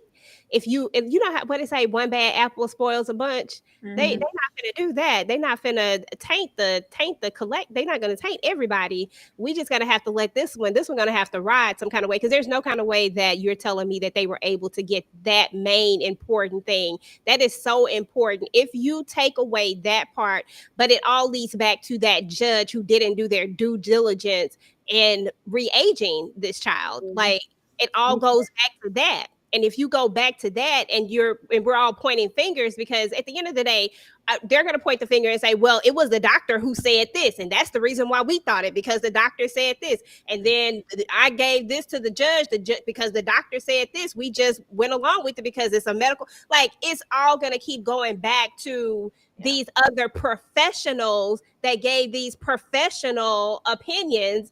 And now it's everybody else's fault. So no, they don't want to admit their mistake. So we're going to leave that part out, because I feel like if you take that part and put it back in there, I feel like you got civil suits against the government, all these people. Like, I feel like you got some straight up, like, I feel like it's a much bigger kaboom than just that one little part, than just these two going to jail. I feel like you opened up Pandora's box, and that's what they were trying to keep closed. Oh yeah, and that's what I feel a lot about the Bishop Nim in season 2. Like, they were very strategic. Even when she and Michael had that sit down, it was like, ask him this, ask him about this. I think they wanted to get evidence recorded so that they could file a civil suit, which I'm not mad at. I'm mad at the fact if they were to profit off of it, y'all. And so, of course, when we'll keep going because that's not the adoption. Next, we have Natalia's side, right? And this is the part 2, season 2, Natalia Speaks. But you guys, I'm going to give you a quick break, honey, because we've been in here. We've been in these streets. Shout out to the 70-some people who are in the building. Thank y'all for being here. Thank you for popping up to talk Natalia Grace. When we get back, we are going to get in the second side of this. Enjoy this little mini recap. You're going to get the truth. We'll be right back. I will pre-warn you. You're going to get the truth. You might not like the truth. We were in a very tight-knit family. April 26th, 2010, that's the day that we adopted Natalia. We had no idea what we were dealing. She was an adult. You could just tell. I'm like, whoa. Sons, I definitely didn't feel safe around Natalia. You've adopted a kid and now they're trying to kill you. I mean, it's the stuff of a horror movie. With a knife in her hand. She's tiny. There's more than one villain in this story. There's more than one villain in this story. Michael accuses Christine of beating Natalia. My mom is definitely not 100% innocent. Just when you think you have it solved, you find out you don't. We were all abused! We were all abused! We were all abused! I hate this. Well, kicking down the stairs, we said we're not going to say, right? Oh, still my microphone on. Buckle up. Something ain't right with Natalia. This girl is tweaking. If she would answer us, we have held her hostage.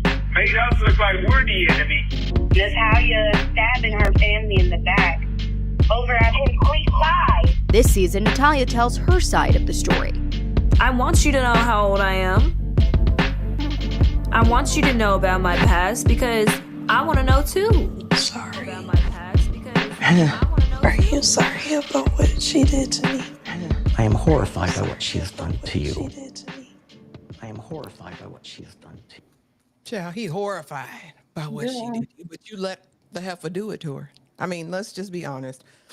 Now we are back to talk about Natalia's side, honey. And so in the first season, we don't hear from Natalia really. And so now this is our first real introduction to present day Natalia, who I believe is 18 or 19 now. Again, she still can't remember her year of birth because she still thinks it's 1989. So, and it's really 2003, which is insane. Again, she says she was a child the whole time, but again, still very problematic in my opinion.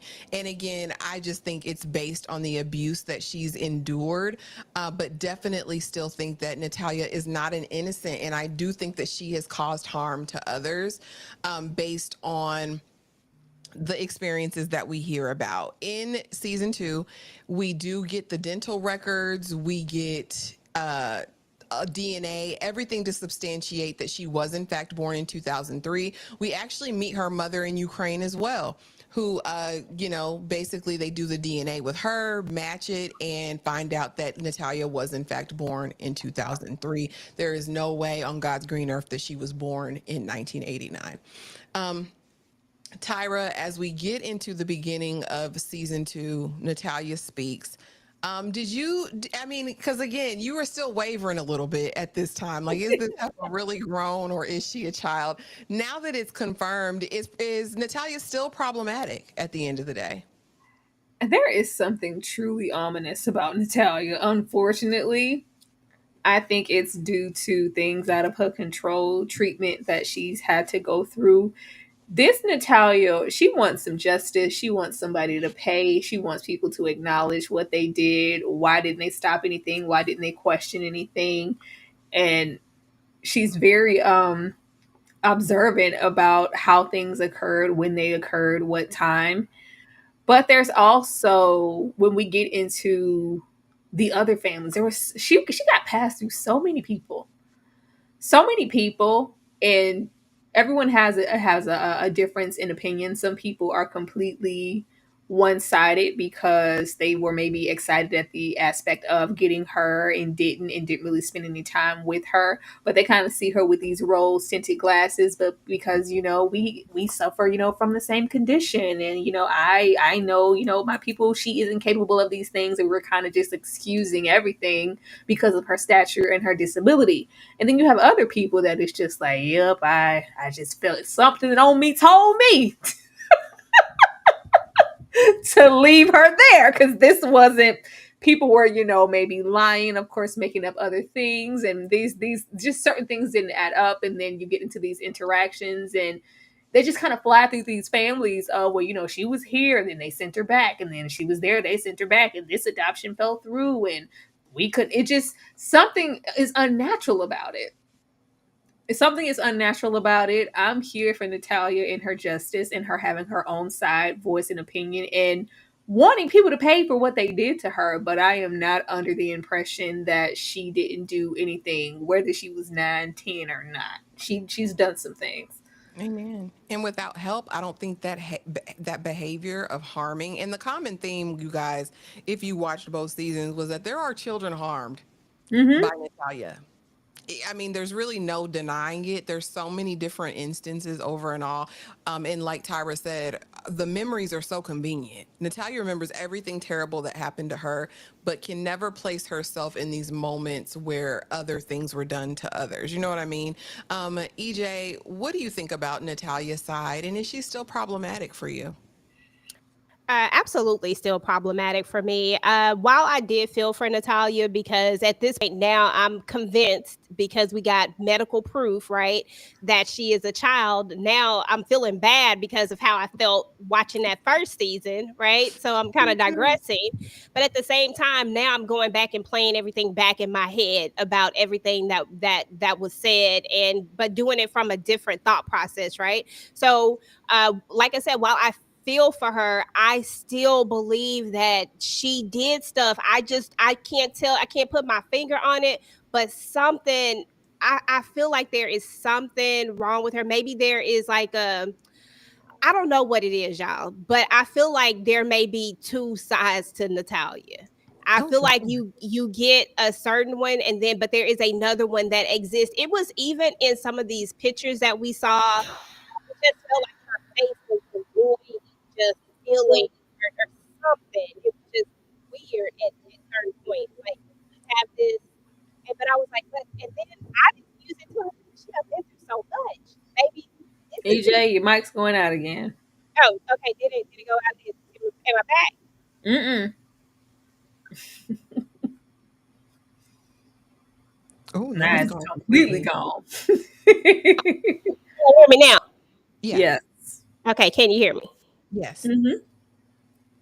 Oh, okay. Yeah, I felt like there was something that was happening. Like I felt like there were just two different sides to her. Even when she speaks at times, she'll go back and she'll say, well, maybe I did do this, but because of this. So now you're acknowledging that some of these things did happen, but there was a reasoning for these things happening. I just think that at some point, people can only face so much trauma to the point where they start becoming a problem themselves. You know what I'm saying? Absolutely. Whether it's meant to be or not, I feel like she did it, and it is what it is. But it maybe she didn't mean to per se, but it happened, and I don't think you can take that part away. I think that she hurt some of these kids. Yeah, hurt people. And I didn't hear, maybe y'all heard it. I didn't hear one time that she's been in intensive outpatient treatment or some sort of therapy that's age appropriate or working with a counselor, therapist, psychologist, none of it. None of them. She was getting them hands laid on her by the man. I was going to say the bishop was putting them hands on her, so that was what it was. She delivered. She delivered. New family influence, but something in the milk ain't clean.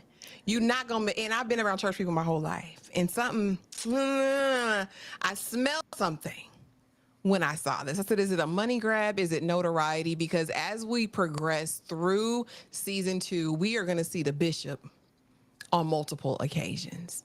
And she's acquiescing. And this Natalia that we're getting is very docile, is very submissive. Like, oh, my daddy doesn't like that. Oh, we're going to pray.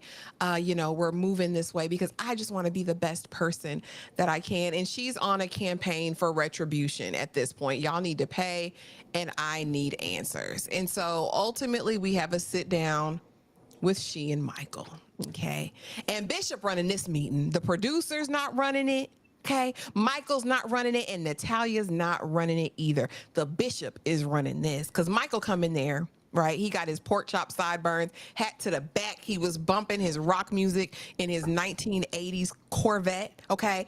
And he gets in there and he's cussing because I don't know what the happened in this mother, and Natalia with her bishop looking over her shoulder says, could you not cuss, Michael? Well, I don't know. I'll try my best. Well, you need to do better than try, Michael. Because we don't allow the devil in my house.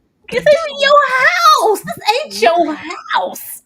I said, this is an Airbnb. Tyra said, is that his house? I said, no, baby, this is an Airbnb. Yep, was not his house.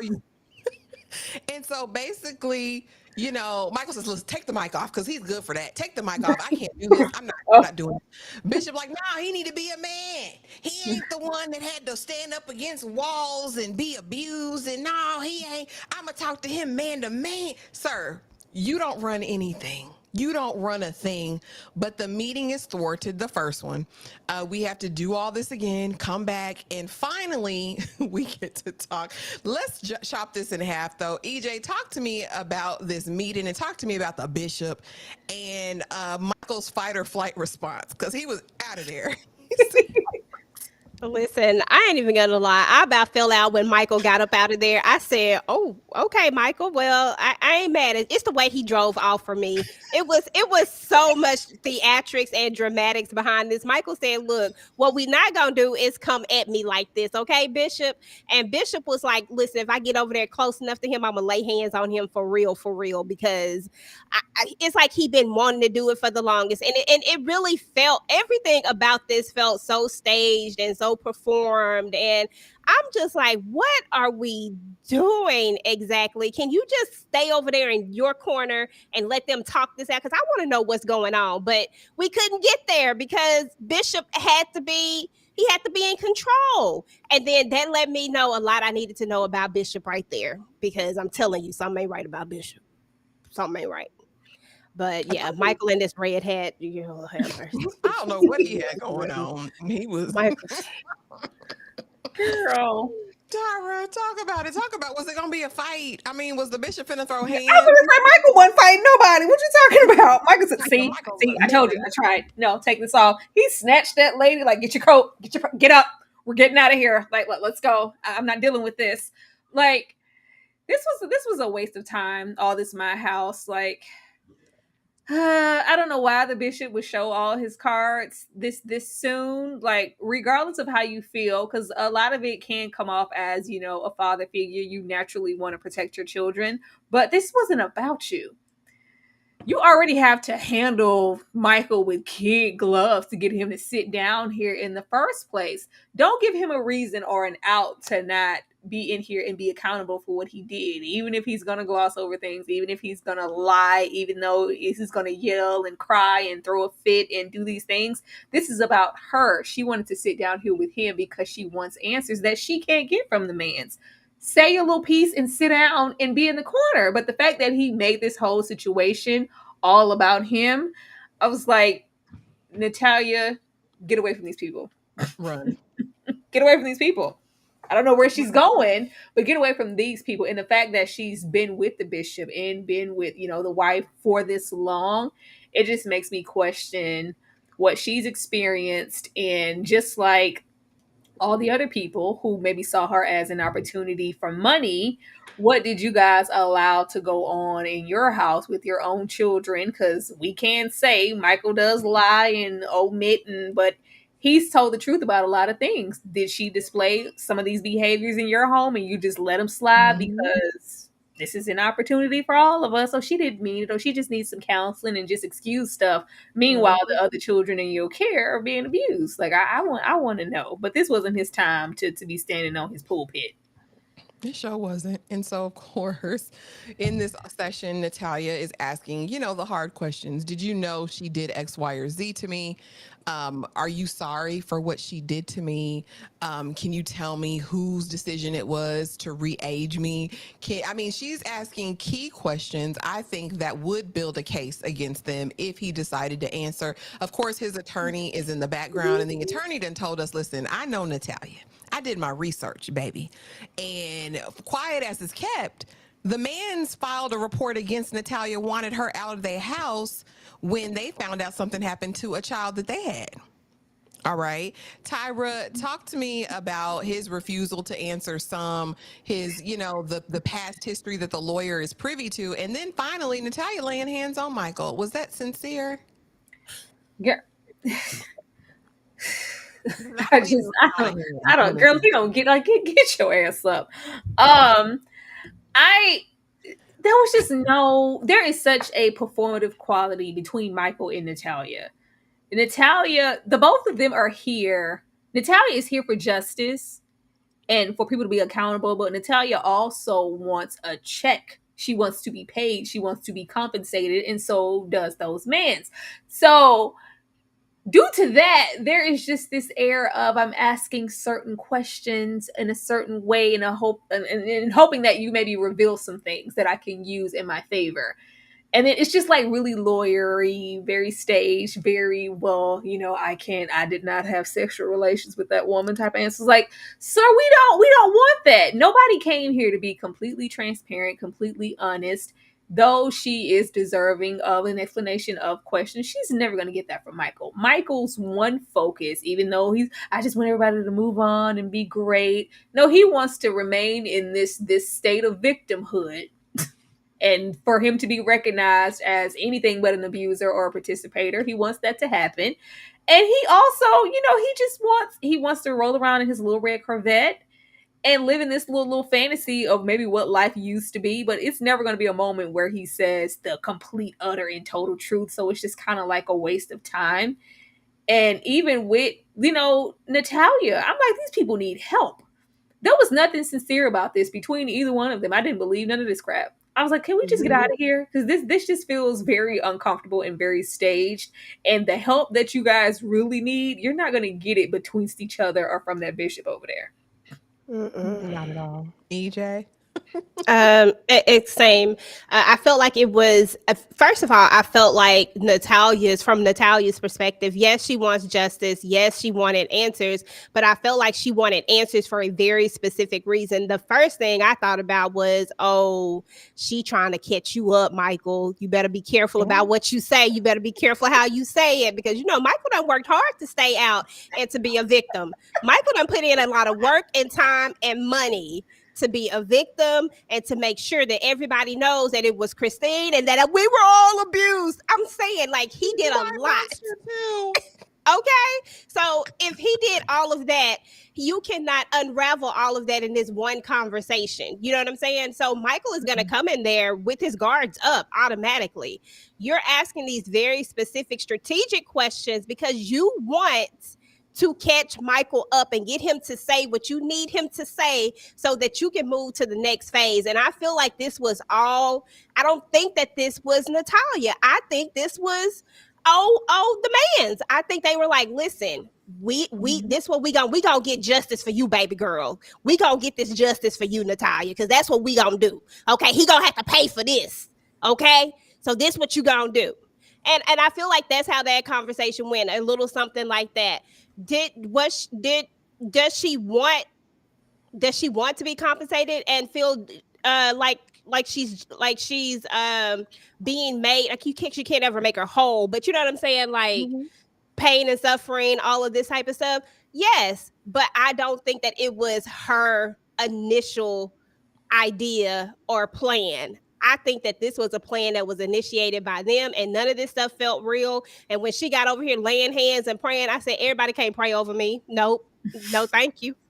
Because I know it's some power. She ain't got no power. No, ma'am. No, ma'am. Mm-mm. She got to do a lot of therapy and a lot of work on herself.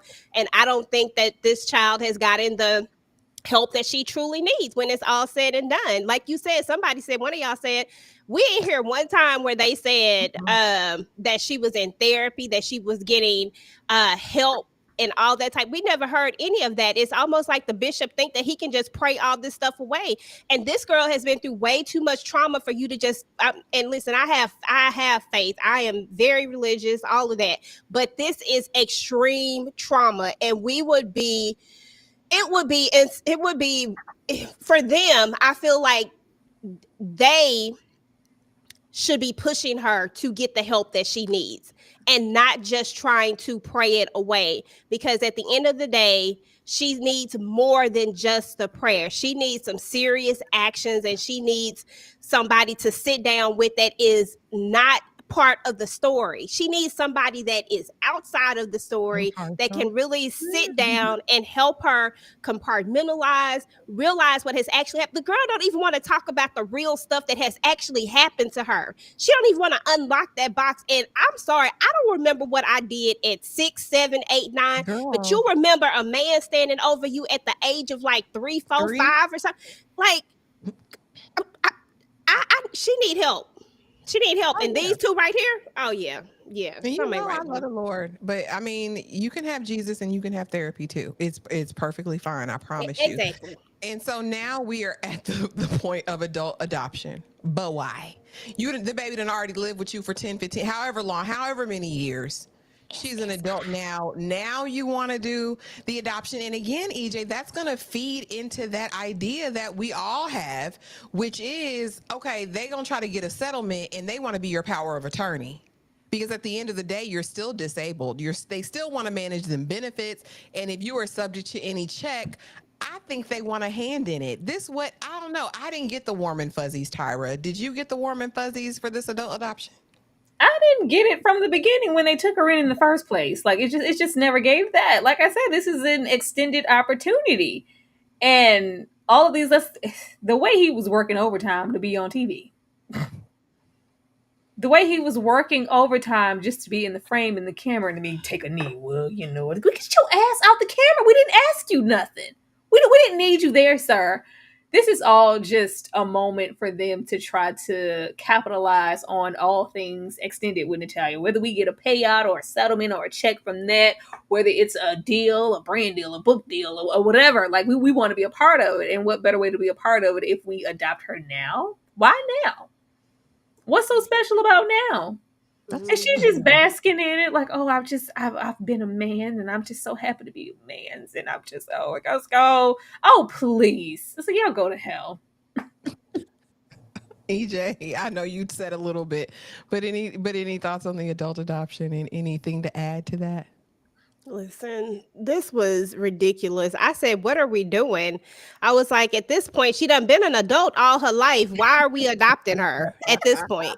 You know what I'm saying? Like, there's really there's no point in this. And it just always read money grab to me or something. Or, possibly, I guess they want to be, what was that show? My wife and 11 kids or some all them darn kids they had. I don't know. Maybe that's what y'all trying to do. Yeah, maybe y'all trying to pull off one of these type of situations where y'all can, get y'all own reality. Maybe he practicing for his own reality show. Like, I don't know. But at this point, it was very insincere to me. It didn't make any sense. The only thing I was like, well, she seemed like she happy. So if she happy, I guess. But I see through all of that. I don't trust them at all. And at the same time, we back to the same thing again. We adopted and we doing all of these things, but we are not getting this person. We're not getting her any help. But the only thing that we're doing, like the same way we didn't call nobody when we saw something, we didn't call nobody, but now we going straight to adoption. And if we do that, guess what? Now we are the legal guardians of a person that is disabled, and anything that subsequently comes to her is going to come to us. It just it just was all the wrong reasons. They took something that could have been special if it was real and true and genuine, and just made it into something that was just nasty work. And I was like, ugh. And so as we wind up, honey, if you didn't watch them last 2 minutes of season 2, then you missed out, okay? Because this was the last 2 minutes. And I mean, look at Natalia. Natalia don't even look like the same Natalia. This is Natalia that's been on the inside the whole time. Dresses. Baby, she got her gothic. She got her leather jacket, her black eyeliner, honey. She got the side ponytail. Listen. Natalia said, oh, what you going through? And so basically we find out that 6 months after the official adult adoption of Natalia, the man's talking to the producers like, Natalia is tweaking. She's turning on her family. She's doing this. She's done a lot of stuff. Okay. We ain't tell y'all everything she did, but she did a lot of stuff. Now. This is a new low.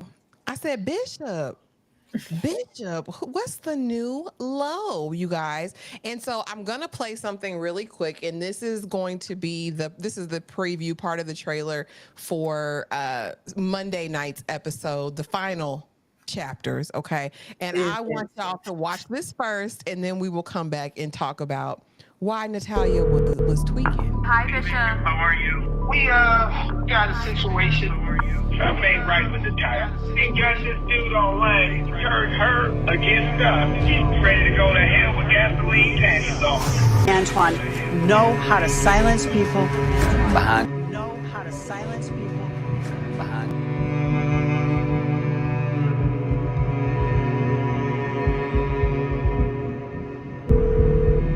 Hi, Bishop. How are you? We got a situation. Something ain't right with Natalia. He got this dude online. He turned her against us. She's ready to go to hell with gasoline panties on. Antoine, know how to silence people. Antoine, know how to silence people. Now listen, they said Antoine and India know how to silence people. All right. Basically, if you watch the full trailer, and I will link it somewhere in the description, you'll find out that they say that Cynthia and Bishop got a cult over there. And once you in, you can't get out. And that Natalia got a man online. And this man is the one who turned her against them. Okay. And so now again, she's making accusations about this being a cult, and they won't let her leave. And there's all sorts of stuff around this. Tyra, talk to me about Natalia tweaking and what your thoughts are upon learning this a little bit of new information. It's too much. Will it ever end? It's just sad to see Natalia exchanging hands from one problematic situation to another. And just as they're stating like, oh, we experienced some things and we didn't know. Don't share it now. Y'all didn't want to share it when we were trying to paint everything to be, sunflower dresses in these previous docs. So now that she's changed, left and took whatever little money bag could have been a money bag with her, she tweaking now. No, she didn't tweaking forever. She's been, off forever. Like, I didn't like how we just had that baby. Like, I ain't supposed to say nothing, but she hurt me, and like you can just tell that they have just talked and prayed all types of behavior and excuse things that Natalia has done, just waiting for situations to maybe work out in their favor. Like, and now she, it's very easy for Natalia to be influenced, because at the end of the day, it seems like she's looking for acceptance and love, and genuine acceptance and love. And if at any moment after that adoption, I don't know if they got more heavy-handed with the idea of how she needed to pursue Christine and Michael, or the case or whatever, and maybe it just became a bit too much, and then she meets somebody and you get things from a second perspective, and it's like, well, yeah, that I am kind of being used, or I am, or this, and now she's tweaking and she wants to get away. I have learned with Natalia in these docs, I'm not taking nothing for face value. Everything could be, nothing is ever like what it seems or what it looks like. So I don't know. I don't know if this is going to be the last part of that. Who knows what's the last? Because this story is very ongoing. But I can't, be surprised if she got all the way to this point and had a revelation. Like, but this all black situation, this was hilarious. I said these producers are villainous. They are truly in their villain era. I'm trying not to laugh because I don't want to seem insensitive. But when they did that, I said, "Oh, that's diabolical." I said, "No, they do that with the black jacket and the black." I said, "Oh, okay, here we go." Okay, so here's the thing, y'all. I don't know nothing at this point. Everything that I thought I knew, I don't know no more.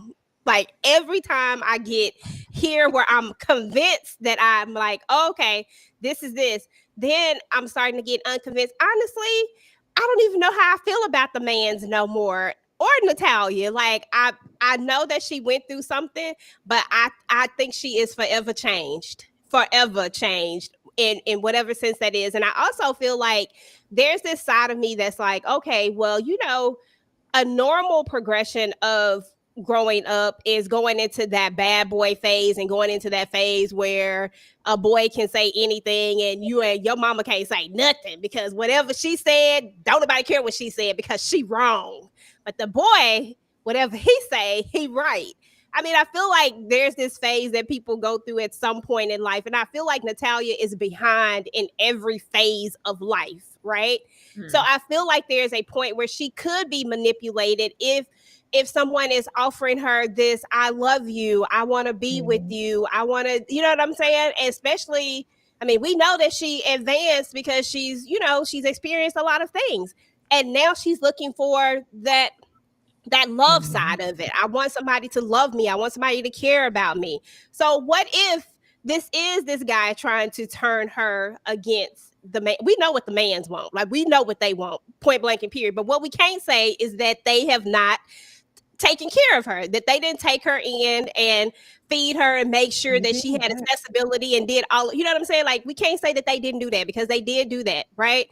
So I'm just like in a teeter-totter now. Like, okay, on one point, I think that maybe this guy might be influencing her. And on the other point, I think that the Mans feel like they're losing control. And at this point, y'all, this is already happening, but you just didn't want to talk about it then because you needed to make it seem like, for the purposes of your lawsuit, can't tell me no different, for the purposes of your lawsuit, it needed to be like, Natalia never held a knife on me. I believe very well that Natalia probably held a knife on y'all somewhere.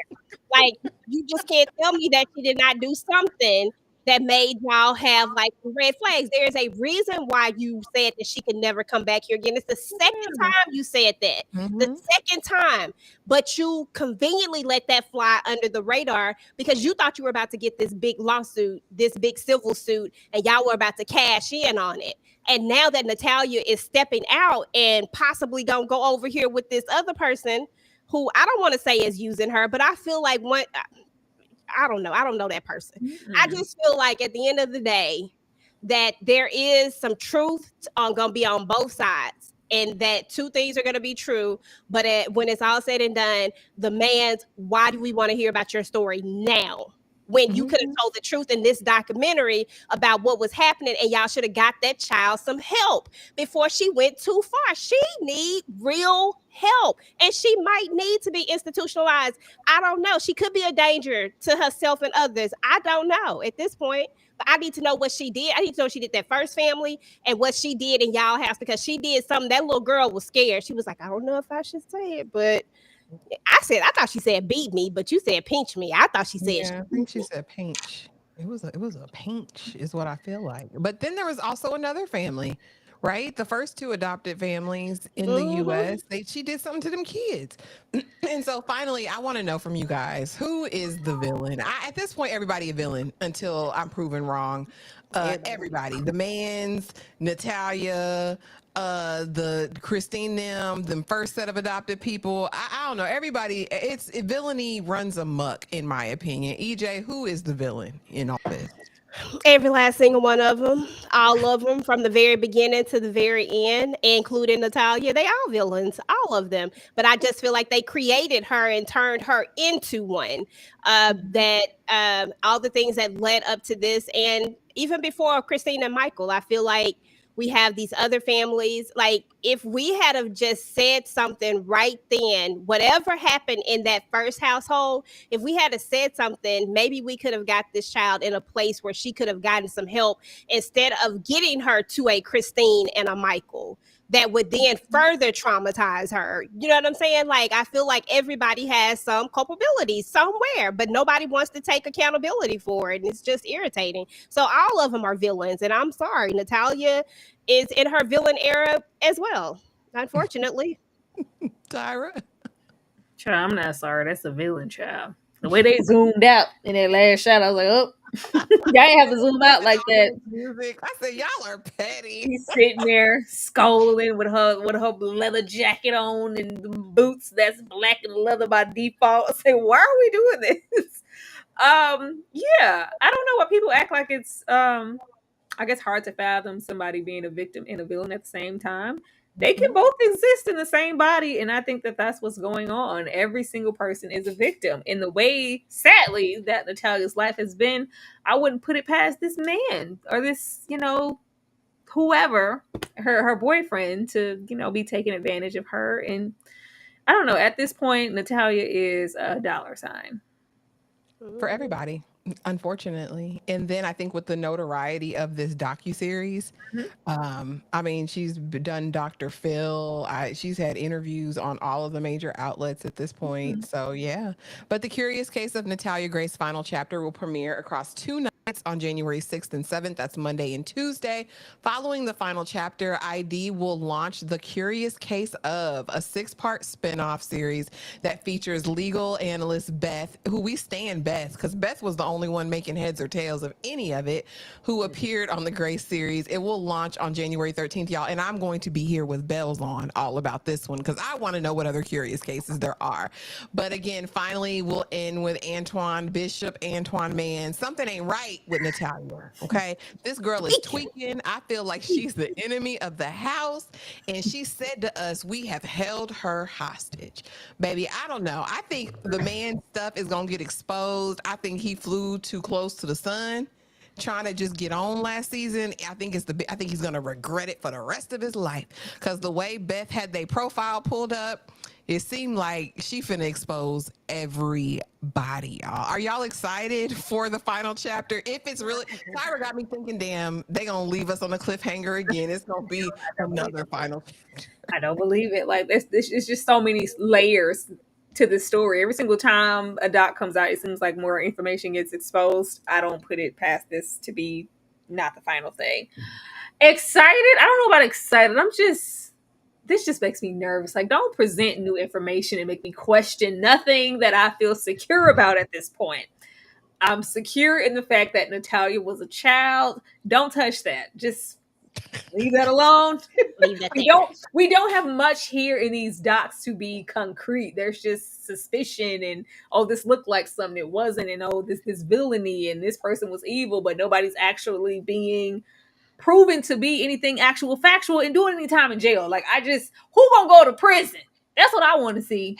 Somebody needs to be held accountable and go to jail. Like, how long are we gonna? Because at a certain point, it just kind of feels like we are milking these situations.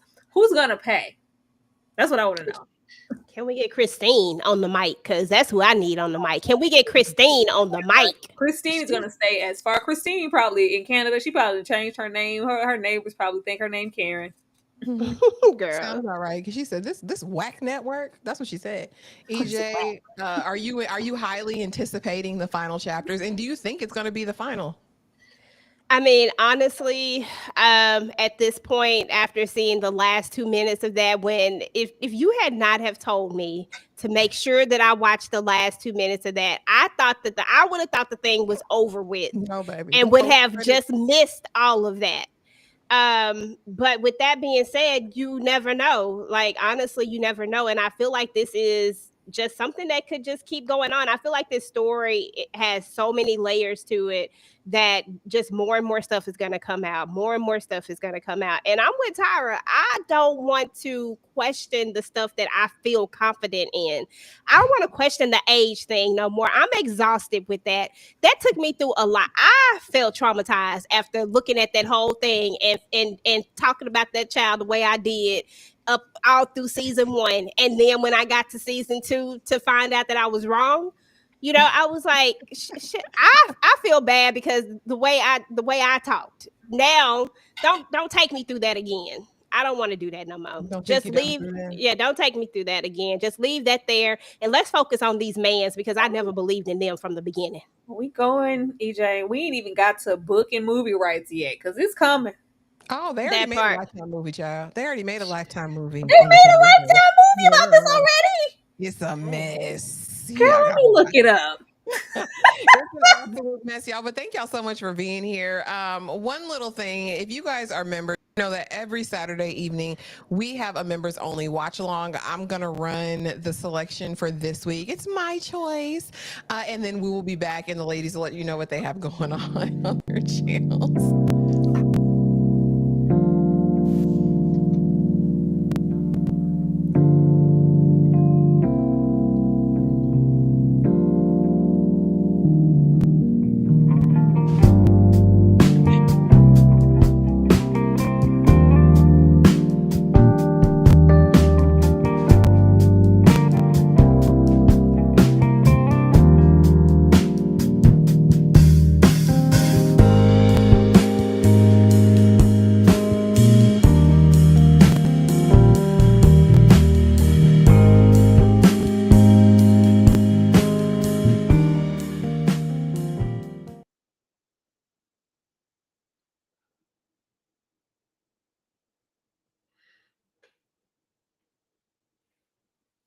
Thanks so much for being here, you guys. Yeah, it'll be all about Eve this Saturday. I'm so excited about it. EJ, let the people know what you got going on. This week right here, girl, not too much. I'll be doing some uploads, of course. The Family Business New Orleans is going to be dropping, so y'all already know your girl is going to be dropping video after video for that. But those are all going to be uploads. All the Queen's Men, every Sunday we do Virtual Club Eden, so definitely check that out if you're into that show. It's 2 more episodes left, so to the mid-season finale. So we're there with that, and then after that, yeah, just keep your notifications on. Yay. And you guys, I will be dropping some uploads very, very soon. We will be talking, of course, episode, the new season, final chapters of Natalia, The Curious Case of Natalia Grace.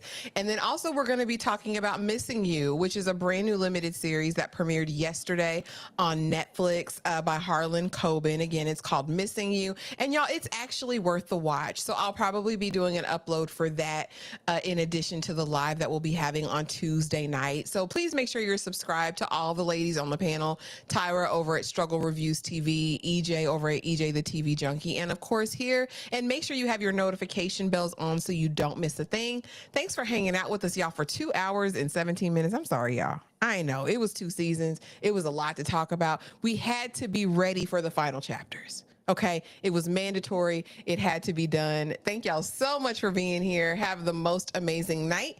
And You're gonna we'll get see the y'all in truth. the next video. I will pre-warn you, you might not like the truth. We were in a very tight-knit family. April 26th, 2010, that's the day that we adopted Natalia. We had no